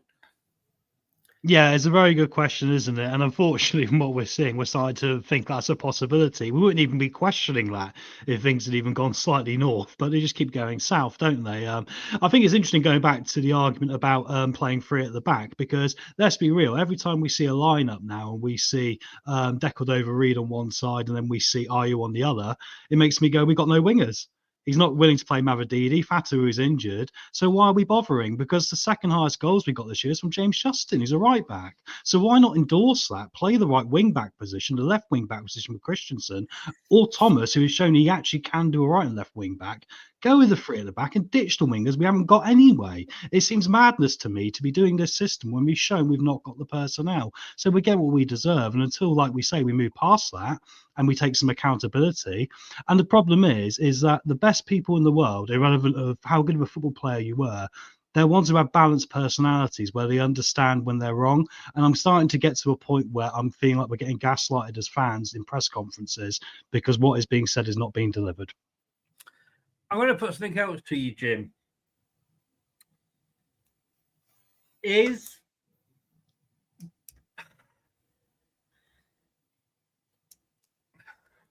I'm trying to put this politely, and there's no way I can put it. But is Top like a 13-year-old girl at a Donny Osmond concert, wetting himself so much because he's got a big name as a manager, and he's thinking like, oh, it's rude, and every day I go there to the club, I get to shake Rude's hand. Is he, is he blinded by the fact that who the manager is? I think maybe initially he was enamored by his celebrity status or his experience and his name. But right now he's a business owner and he's seeing his ship sink. And if he is still wide-eyed like that little girl, we're in big trouble. We're in big trouble as a club. And for God's sakes, for him as a business owner, you would think he would have learned something from his dad. I mean, business comes first, and, infatuation with a big name or a player's career comes second. So I sure as hell hope not. But I think initially maybe, but now maybe he's just afraid to make a move. I don't know. Okay, let's look at the game. 1-0 down after 16 minutes, Wayne. Pathetic defending. You can say that for almost all of the goals. We made it too easy for them, didn't we? Mute. Yeah, we did, Chris, and thank you, Brad. You saved us half an hour there, mate. We just weakened through the centre of defence. It's the first real chance they got as well, and they just go straight through the middle. I mean, Faz he nearly scored another goal again, didn't he, Faz? Towards the end of the first half. Yeah, just very weak. And to be honest, no disrespect to any Brentford fans, is when we play Brentford, they are an average Premier side. And we made them look very good. I mean, to lose 4-0 against a team like Brentford, you'd accept that sort of defeat against Liverpool, Arsenal, Man City if they were firing on all cylinders, but not Brentford. They are quite ordinary, really. And Damsgaard got man of the match, didn't he? Because he ran it and he knew exactly how to unpick our defence. Yeah. Brad, have you gone, Brad? No, basically. 8-0 over 2 legs. No, give us credit. No, we got one. Did we? Yeah, believe it or not, Chris, we actually scored in that game away from home, and Buonanotte put us 1-0 up. Who knew that? But no, it doesn't make it any better. Go on. What's your question before I? No, I mean, how embarrassing does it get? Worse, sadly. I think West Ham will stuff us 3-0. I think Chelsea will stuff us 5-0. I think Man U will stuff us 5-0. I think Man City will stuff us 10-0. I think Newcastle will stuff us 20-0. I think Brighton will stuff us 6-0. I think Southampton will beat us 3-0. I think Wolves will beat us 6-0. Who else we got left after that? Bournemouth, they'll beat us 4-0. Forest will beat us 65-0 because we're that shit. I just don't see us scoring a goal. I can see us conceding about 400 goals. We're awful. We're dreadful. We're shit. Please send us down to a championship. Anyway, anyone else want to say some positive points? Well, the good news is we don't play them all at home, so we're bound to score a goal. Oh, right? well, okay. We might lose 64-1 to Forest. There you go. Okay, cool. 31 minutes. I mentioned this to Kate. 31 minutes, 3-0 down. Fans leaving. 38 minutes. Opposition fans olaying the passes. 31 minutes and 38 minutes. It's disgusting, isn't it? Yeah, but I'll also say, Chris, I'm not going to sit here now and call anyone out for going. I mean, I think at this point... No, I'm not. I'm just saying, but going that early... Yeah, 100%, mate. Yeah, totally. Yeah. I wasn't actually suggesting you were, but no, I get it, because the frustration is really real, and I think everything we've talked about tonight has not even been just sat in that negative sort of vibration. It's been we're owning the negative vibration. But I think Brad, I think Jim, I think Wayne, yourself, and myself, we've offered up constructive criticism how to get out of it as well. And the thing that frustrates us is that sometimes fans are accused of perhaps not having their voices in the right place. But I will say this, like I said earlier, the reason we want to call this out isn't because we're out to get the team. It's because we all want the same thing. And this is what the club has got to realise here, I feel, because you can Go down and just, keep your head in the sand, like we've said before, Nigel Pearson, right? But it's not going to change anything, and we're seeing it's not changing anything, and that's why we're getting more upset. And it comes to a time where it's going to explode. So they've got to take some accountability, Chris. I wouldn't be surprised if Rude left, to be honest. I wouldn't be surprised if we get a shock tomorrow morning. We haven't got a manager. Oh, please. Please. If there's a God, please. It feels that hopeless. Jim, Alan Smith, ex-Leicester player on commentary, lovely guy. Many players don't want the ball, and when they get it, they don't know what to do with it. Talking about Leicester players, that is damning coming from an ex-Leicester player himself. It is, and it goes back to coaching. I mean, not just the manager, but the coaching staff that he has. They've got to put the players in position to know what to do on the pitch. They've got to, another thing, and I heard it during the commentary on the match. They said that our back line was so dysfunctional because we had no consistency. We had players who did not play together. I mean, we said it. Our goalkeeper said it early in the season. They said we want some stability where players need to know where each other are on the pitch. We don't have that. But I think though all that strategy and all that tactical stuff they're not working at in out on the practice fields, or it would come onto the game day pitch, and it's not. So it's on coaching as far as I'm concerned, because I don't believe, and maybe this is the realistic, optimistic, whatever fan, I don't believe any of those players came to that stadium to suck today. I don't. I think Dakota Reed could have done. I'll take Dakota Reed. I think turned up knowing he was going to be awful and said, "Well, I'm not even going to be that good." Yeah. Well, I don't think otherwise. Sorry, I am being facetious there, Jim. Yeah, but no, I do think it's on coaching, and I really do. I mean, I'm just bad things after bad things. And, I think Kate said, Wayne, 2 substitutions at half time. Vestergaard on for Koulibaly. Surely you try another formation, don't you?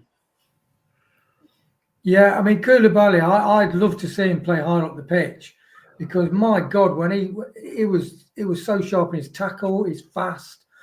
He was on the right wing, attacking in their box. Next, he was in the centre of midfield, trying to break things up and start things going again. I really do rate Koulibaly. It'd be really interesting to see how he develops. But yeah, Mavididi, I mean, my God, what a game. He just runs into a group of people like a 7-year-old boy and loses the ball. He crosses the ball across the box and it goes all the way out the other side. His end product is absolutely zero. People can talk about his confidence, everything like that, but that's why some fans have been screaming for him to get in the side. Go on, Brad. Sorry. No, get your point across. I'm being polite. I'm waiting for you to finish your point. Oh, yes. And so, obviously, that shows. If you follow it through, Brad, you are next. And so Mavididi, he hasn't got the onions, and we've not got, like Tom says, we've not got the players in the team that I think if Andy King came in and he's a future brilliant manager, what you look at the squad, the dejectedness, the fact that the spirit goes, the midfield, the spine of the team was very weak and not very forward thinking and not very connecting. And the fight, Samari, sorry, Brad, Samari, for that, was it the last goal? Samari he went for a tackle. He just didn't go for that tackle. He could have stopped that goal. And so that's the frustrating thing. I think you got a lot of players that are given up and they've lost hope. I'm going to come to that final goal. And what did you call it? Powder puff football, Chris. Did I say that? I've actually written that down. I've written that down here, powder puff football. I will come to you, Brad. And Big Brad, I wanted to bring something up with Wayne, and I've forgotten what it is, so it couldn't have been that important. So, Brad, what's the point you want to make? First of all, I want to agree with Wayne, which is very rare of me to do. But I'm going to agree with Wayne on the fact that when Mavididi came on the pitch, he ran down the line and crossed the ball into nobody. You're very correct, Wayne. He did get the ball. He did run out the Brentford side and cross the ball into absolutely nobody. But why is nobody in the box? What got him assists and made him a creative masterpiece in a championship? Because I'm going to say a name that no longer exists in Leicester, but when Tom Cannon was on the pitch, he'd get in the box. When Jamie Vardy was on the pitch, he'd get in the box. When Daka was on the pitch, he'd get in the box. Winks in the box. Ndidi in the box. He's back in training now, so I'll say him. Ricardo was in the box. Whoever was on the pitch, Hamza Chowdhury, Vestergaard, they flooded forward in the championship. I don't know, different division, different levels. We're clearly seeing that with the average percentage of teams that come up that stay up is very, very low to going straight back down. It's like 80-20 in favour of going straight back down. And I get that. But Mavididi's crosses are only wasted when he puts a good ball in, Wayne, right? A good ball in at about neck to head height for most players, and he's going, fuck off. 1, 2, 3, 4, 5, 6 Brentford shirts. The fuck are you doing? Because that's what he was doing, Wayne. He was putting in a delicious cross that looked shit, looked awful, looked like he didn't know what he was doing, didn't have a brain cell. But realistically, he was getting his head down. He was running to the byline. He was whipping across it and going, go on then, somebody, anybody? No? Oh, okay, I guess I'm crossing for Brentford's defensive training because my ball in was in between the penalty spot and the 12-yard area where the goalkeeper's not going to come to it. All I needed some fucker to go, bah, fucking have that. And where's that gone? Because believe it or not, Wayne, at least our team did that under Cooper. I remember Buonanotte scoring a headed goal. And it was, funny enough, from a cross from the left. And we had bodies in their box. And maybe it was the 3-0 scoreline, and in fact it was 80 minutes on the clock that the players had given up the ghost and stopped running. Maybe that's what made them stop doing it. I don't know. But Mavididi is being made to look like a shit winger because he's crossing defensive practice. Frank, their manager, doesn't have to bother with training on a Sunday about defensive set pieces. Moving on a bit. All right. Sorry, Chris. Sorry. No. Just and relax. I'll breathe. I'll go off camera and breathe. Tom, you're agreeing like mad there. So you have your version on that. Well, I was kind of nodding just because my webcam was cutting out. I wanted to make sure I was still keeping up with the chat a little bit as well. But yeah, I look at it this way. It's just kind of like the frustrating part of it is, oh God, I've lost my train of thought now, Chris. It's been so heavy, hasn't it, mate? I've lost my train of thought there completely. Just sort of evaporated like Leicester's chances of staying up. But I'll pass on to Jim, mate. I've had a bit of a brain fart there. I'll tell you what. I want to follow up what Brad said, and Tom and Wayne may back me up. I saw something online earlier today. I sent to both of them, and it was what David Moyes did when he got to Everton. He changed a couple things that got more players in the box. I think just what Brad said is exactly right. And he showed the statistics on how just awful they were at getting finishing opportunities and this and that. He got the right players. He made a couple subtle moves to get players in the position and followed up so they were in the final third, and they were getting 5 players on average, sometimes 6 in the scoring zone where they didn't before. So it comes to changes. It comes to getting the players in. But if you don't put people in the box, they're not going to score.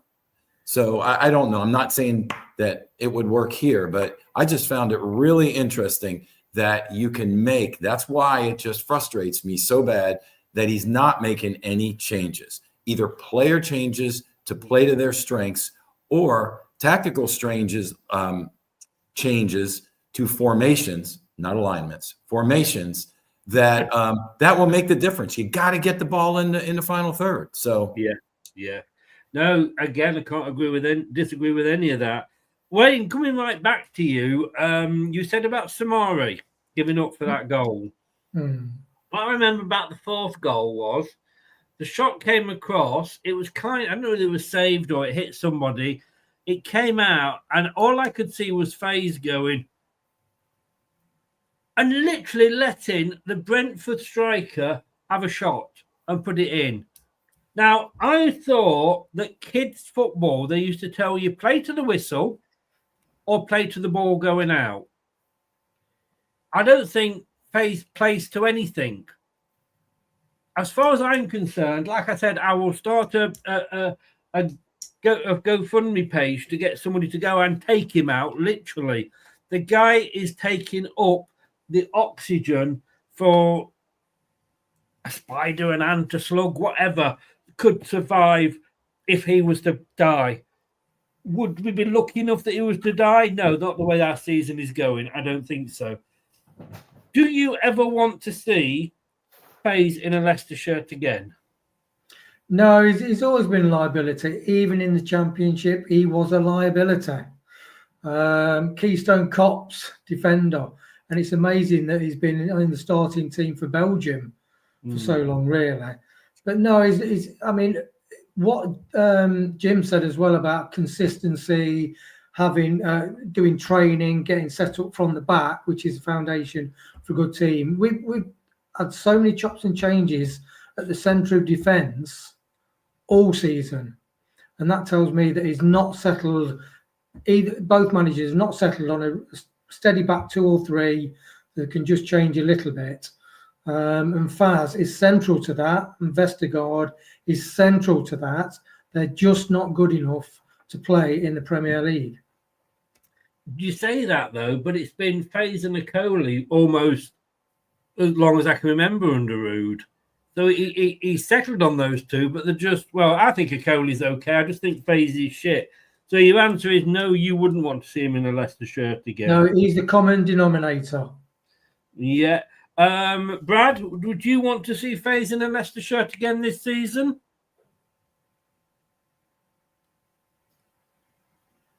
Hello, Brad. Earth calling Brad. He put BRB in the green room. I think he's gone, mate. I think his avatar just nodded its head. Sorry. Sorry, I messaged me right back. Sorry, I did hear you shouting my name as I was coming up the stairs. I messaged in the private chat saying I'll be right back. I never check the private chat. What are you on about? I know you do talk shite in it, so I don't blame you. But yeah, go on, Chris. He's no bad. I mean, you go off camera that often. I never know whether you've actually nipped out or not. I mean, that is fair, but this was a genuine chance. This is a non-alcoholic drink because I want to have a sober thought for this. Yes, mine is. Coming back to you. Hey, look at Jim there. He's on the beer. As is Tom. Brad, do you want to see Faze in a Leicester shirt again after this game? I'd rather see Frank Sinclair back in a Leicester shirt, to be honest with you. I'll take that as a no then, shall I? Yeah, take that as a no. Yes. I'm trying to think of bad defenders we've had down the years. That's the worst thing I could think of for our own goal specialist, which is what our Faze is. Yes, yeah. Tom, do you want to see him in a Leicester shirt again? I'm wondering if I want to see any of these players in a Leicester shirt again right now, Chris. To be honest, I don't think he's the biggest problem of the lot of them. I think that they're all kind of in the same boat, really. I'm kind of thinking being a plastic fan might be better. Maybe not watching and just pretending we don't exist might be the best existence for me right now. But I'll pass it back to you on that thought.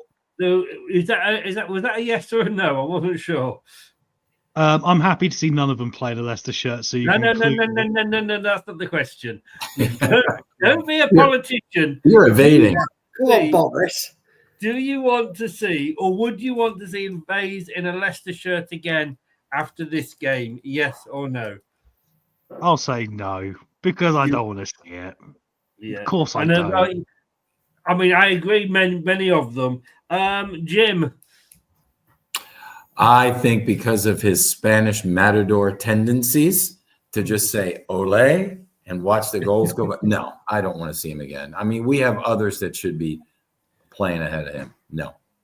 I mean, can I just say, what a momentous occasion it is. I just want to say 3 minutes 29 into the chat. On the, what date are we on today? The 21st of February, 2025. We've all agreed. We've all agreed on something. And it's the fact that Fout Phase is a complete and utter waste of time. Just think how good things would have been if his mother had kept her legs crossed.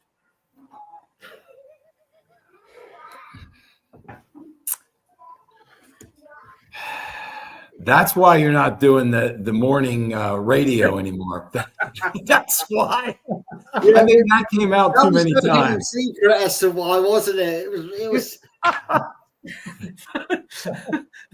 No, I've had same thoughts about myself, Chris. Yeah, but tell me I'm wrong. Tell me I'm wrong with that comment. And there was other versions of that were a lot worse, I'll tell you. Right. I don't think I've got anywhere to go because it's all just miserable. Oh yeah, one last question. Let's stick with Jim for this one. When in the second half we started to make some subs, were Leicester actually any better by the subs that came on, or was it a case that Brentford were just, well, we're 3-0 up, we've got this? Well, initially, the first two subs, if I'm not mistaken, were like subs, right? Took a defender out, and put a outside mid in. I didn't see much. I mean, I really was expecting or hoping to see him just go all out attack. So I didn't think it really did anything for us. Bonanote, when he came in, I was really glad to see that. They just really weren't effective. So unless the way I looked at it, if you wanted to save the game, you attack. And if they score again, what the hell? If they score again, what the hell? But you go down fighting, guns blazing. We didn't do it. So ineffective. No, quite right. All right, well, let's do this then. And start off with the team performance. You used the word performance like they actually performed, Chris. Do you think like when it's been a good show and at the end they go more, they actually start there going less, please, less. I mean, I went mad at 4 minutes worth of bloody injury time. I wanted to go that, but Wayne, we're going to start with you as we do and go around the normal way. Your team performance. You should really change it to a shito meter, Chris. Yeah. The only way you get a fucking 10 out of it. I'd say two, Chris. 2. All righty. Kate gave 3 here, remember. Brad. I think both of them gave numbers way too high. That's very generous of you, Wayne. I'm guessing I can't go negative, or can I, Chris? Look, the floor is yours. I'll tell you what, I'll keep it in the 10 scale just to make it easier for you. -10. -10. All right. Tom. Let me be very controversial here. I'm going to give them a 5 out of 10, but that shows you how bad we are because they gave a 5 for effort, but we're that terrible we can't get anything from that. Tom, put the drink down. I've not had yeah, Chris, I've got bad ears, so I've got a test next week to get them cleared out, but I'm pretty sure he did say 5 out of 10. Did anybody else hear that? It wasn't a -5. It was definitely a solid +5 out of 10. Are you no, hold on a minute, Tom. Yeah, exactly. Get out.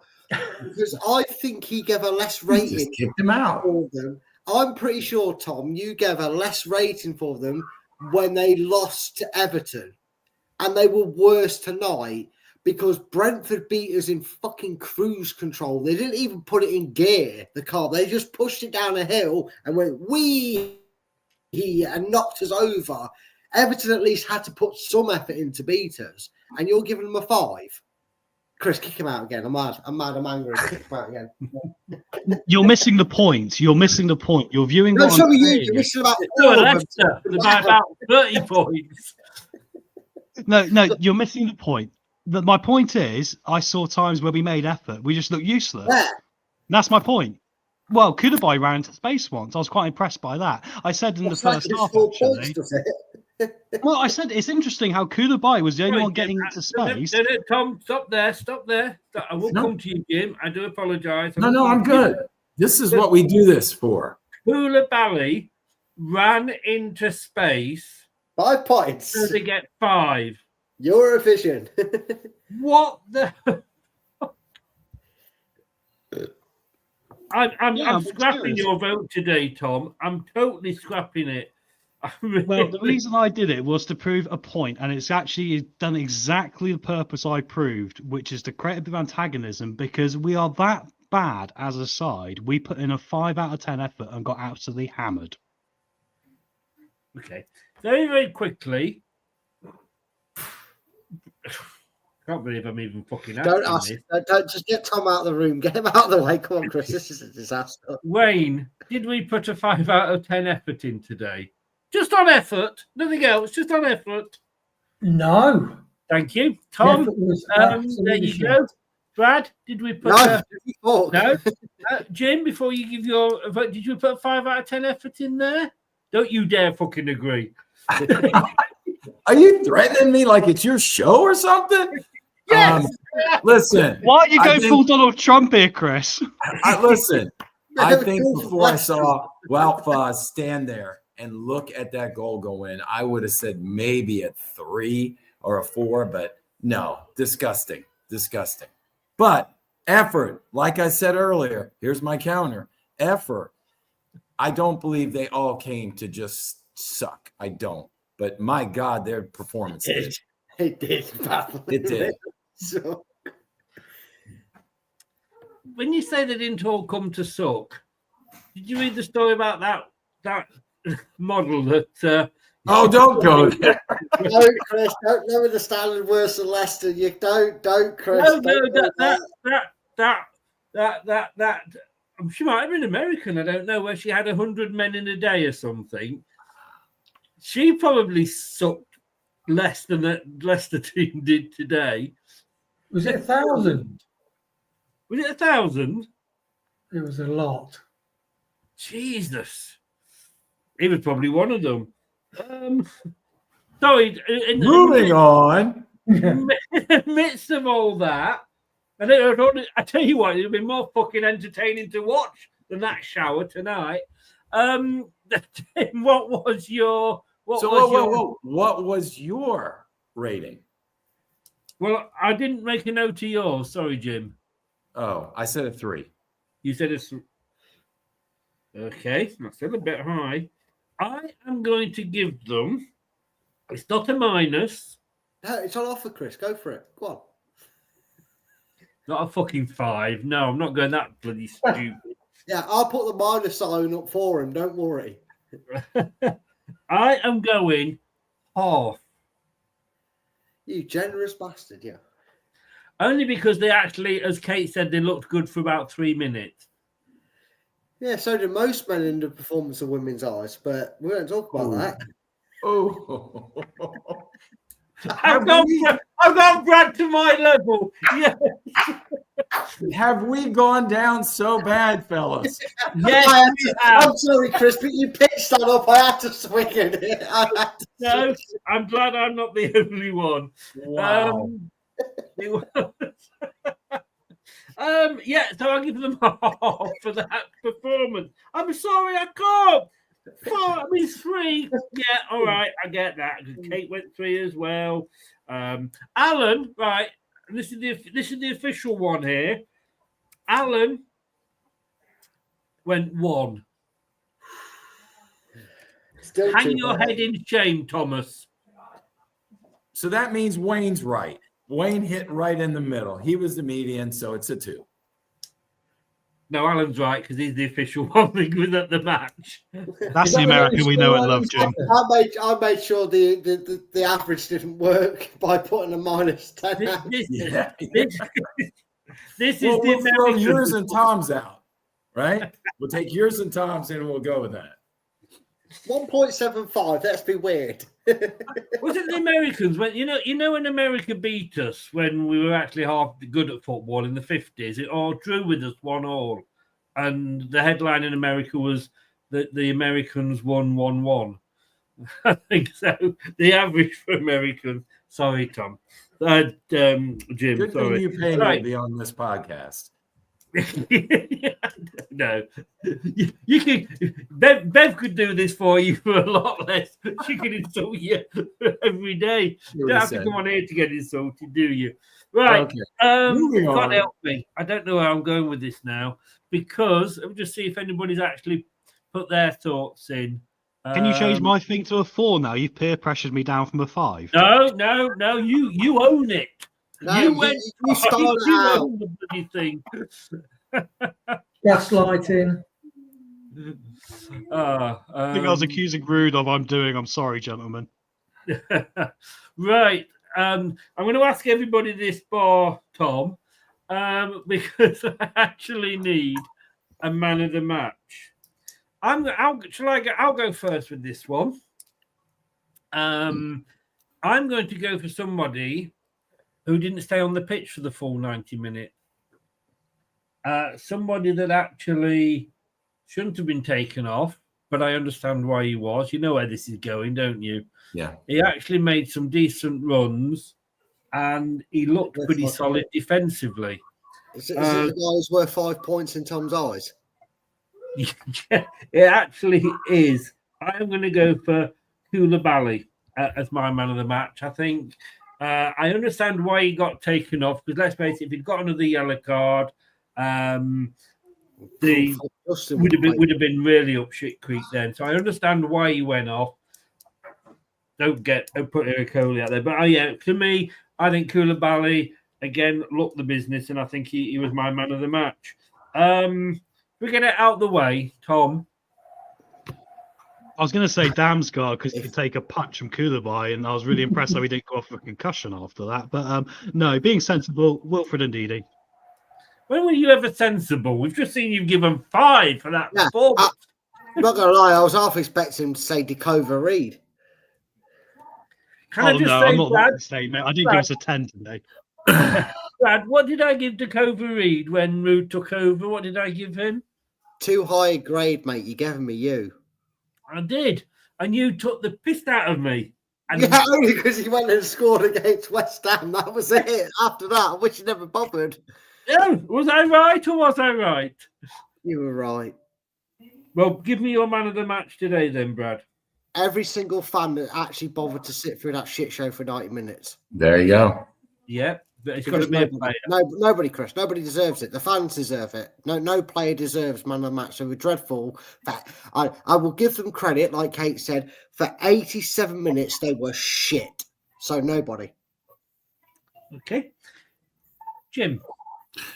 Well, actually, Brad just stole my entry line because I was going to say I was going to give it to Kate and those fans that stuck that out. I totally agree with Brad. First half, Koulibaly, he shouldn't have been taken off. No doubt about it. I thought the second half, Bonanote played really upbeat. He was on the front foot, making things happen, showed everybody why he should have been in there from the get-go. But after a lot of thought, I would say I'm going to go with Wout Faes. I think he's the man of the match. That's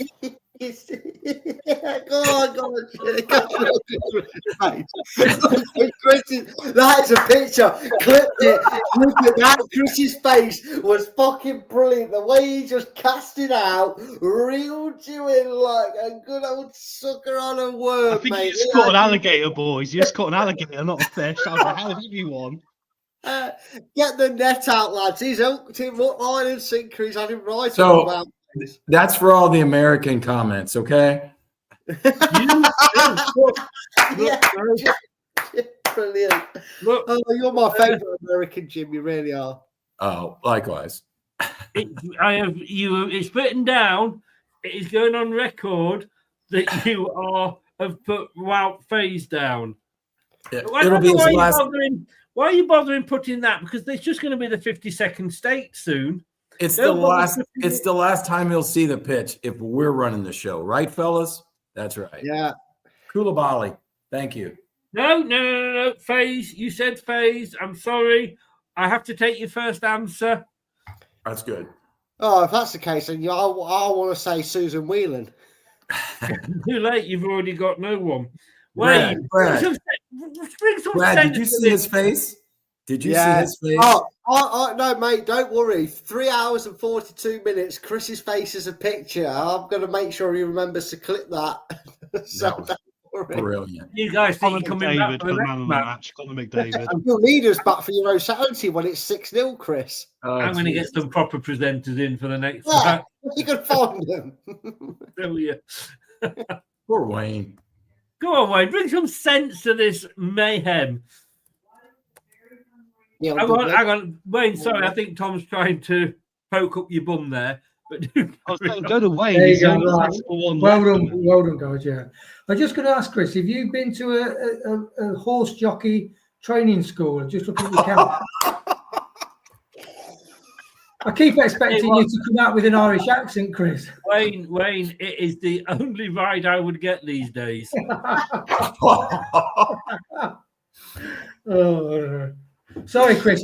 I've been meaning to ask it all day, but I knew. No. Like I say, it is my only ride. I've had a few nags in my time. I'm not gonna... Just think if we actually won, how excited we'd be. Yeah, exactly. Let's be honest with you, I couldn't play that jingle. We wouldn't last. Wayne, please go for it. Yeah, Koulibaly. I just thought when he came on, I felt like Kevin Keegan. I'd love it if Koulibaly could play for 90 minutes, but he had to take him off because he was on a yellow card, wasn't he? But attacking, tenacious, great on the ball, and he was cockily in the middle of a group of players, held on to the ball, waiting to do that pass. I'm thinking very exciting player. Stick him up front, 2 number 10s with what was it? Buonanotte. Stick him up 2 number 10s, Buonanotte.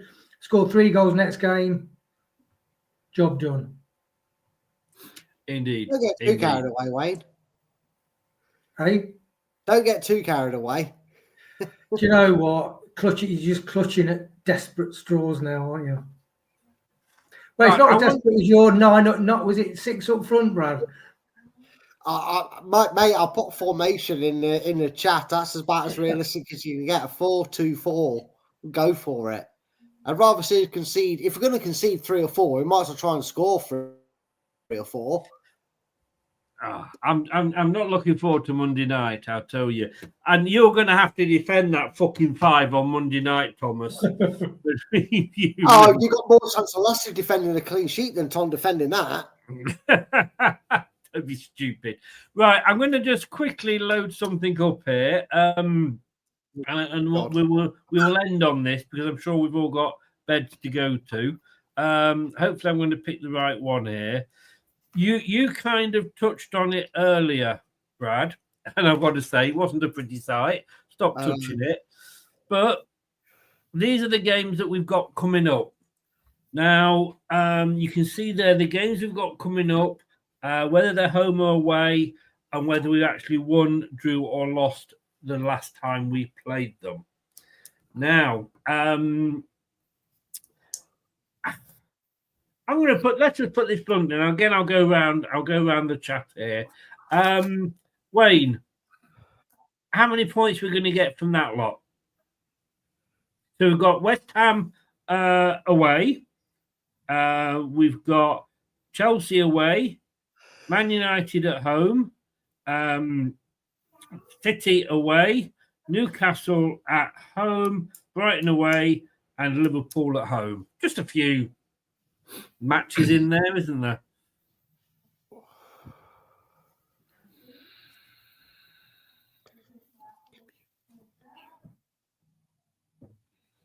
Sorry, lads. I keep forgetting it's my age. Yeah, you keep putting this. Have you got a woman there that you're sort of playing with, and you try to sort of? I'm not talking. Moan when I'm not talking. I can mute you. Yeah, you put the Samaritan's number on the bottom. My fucking app, mate. I'll get you back. Don't you? Yeah, I like your riposte, Chris. I like it. Yeah, the last 4. I mean, that is depressing, isn't it? I mean, goodness me. So I'd say if we get 4 points from those 8 matches, those 4 points coming from? I'd say the first 3. So two draws and 2 points for almost a win. I mean, I don't see anything after that performance. Brad, do you see us get anything from those? We're going to lose 3-0 to West Ham, 3-0 to Chelsea, 3-0 to Man City, 6-0 to Man City, 3-0 to Man U, sorry, 6-0 to Man City, 4-0 to Newcastle, 4-0 to Brighton, and 5-0 to Liverpool. So no points, no goals, no nothing. Relegated. Do you know what, Chris? When we looked at the starting fixture list at the start of the season, I said, and I believe I said this, I'll try and find it, go back and quote myself and find it. I said, Leicester need to make sure before we get to this horrible run of fixtures where we've got Chelsea, Man U, Man City, Newcastle, Brighton, Liverpool, that we are safe or above water and hope we've got some points in the bank. I was in the pub with my old man who's a Wolves fan earlier. Yeah, well, we laughed at them at the start of the season because they had Chelsea, Liverpool, and they lost every game in their bottom. They've got Bournemouth, Southampton, and Ipswich in their next 5 games. We're going to be relegated before we've kicked a ball against Newcastle or Brighton at best. No points, no goals, relegate us now. Tom. That's been positive, by the way. Would you like me to go for a 5 again? But no, I'm going to be realistic here. I mean, if there was some sort of miracle, I would say we might get 6, but that's miracle basis. The realistic answer is we'll probably get 2 at most. Yeah, well, okay. So we've got 5 for Wayne, none for Brad, 2 for Tom. Jim. 2. I think we'll steal a point from Man U at home. And I think I should say that'll be our first goal we'll score at home in 26 matches, but we'll steal one there. And I think we'll get another draw somewhere down the line. So I'd say 2. You optimistic bunch of prats. Excuse me. I am going to go for 1. You optimistic prat. Yeah, I know. I hope just for the 1 against West Ham because it's Potter. More out of hope than expectation. Guys, look, thank you so very much. Before everybody goes, please hold on. If you don't mind, indulge me. I wrote down some things that we learned today. Can I go through them? Please do. Number one, we learned we all think that Ruud should go. Okay. Fundamentally, we all agree that Ruud should go. Number 2, we all found out that Tom was drinking some pretty strong beer with that 5. Okay. Very, very strong. Number 3, continue to reinforce that Brad is the most passionate Leicester fan we've ever met. And we are going to volunteer him to manage the club. That's what we learned. 4, we learned that Wayne and his brother are great midfielders and we can use them on the team. Stop there. No. We've run out of time. Wayne and Didi. Carry on. I got one more. I know you have. That's why I'm stopping. The last one we learned is Chris hasn't had a ride in a long time. Okay. Hey, we are not worthy. Brilliant. Mic drop. Take a bow, son. You are so right with all of those, me included. I'm not going to deny that. You know what, Chris? You normally say we have comment of the night. Well, that was comment of the night by Jim. That was brilliant. Well done, Jim. Thank you. Hey, enjoy it, fellas. What did you say about yourself, Jim? I didn't have to. You kept throwing all the Americans and Donald Trumps at me. You got me on. But 2 more things. I loved what Wayne said about your hat, jockey hat.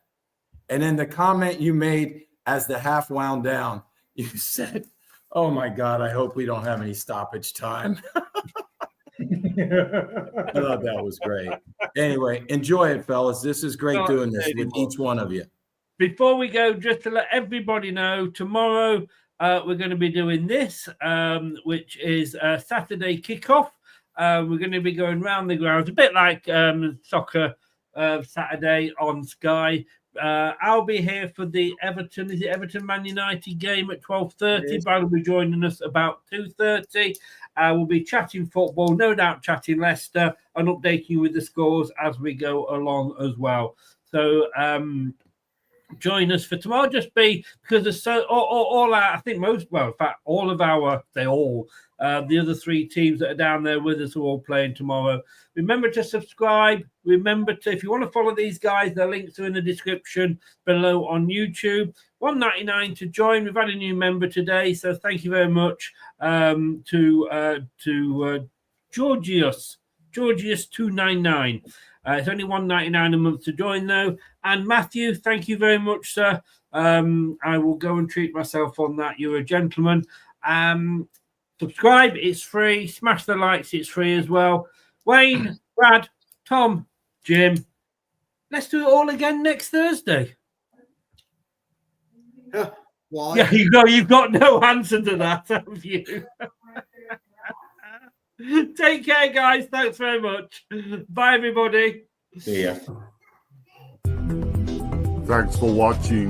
These videos are tremendous. You better like them too, or I'll be back. This podcast is proud to be part of the TalkSport Fan Network. TalkSport. Powered by fans. That will conclude this evening's entertainment.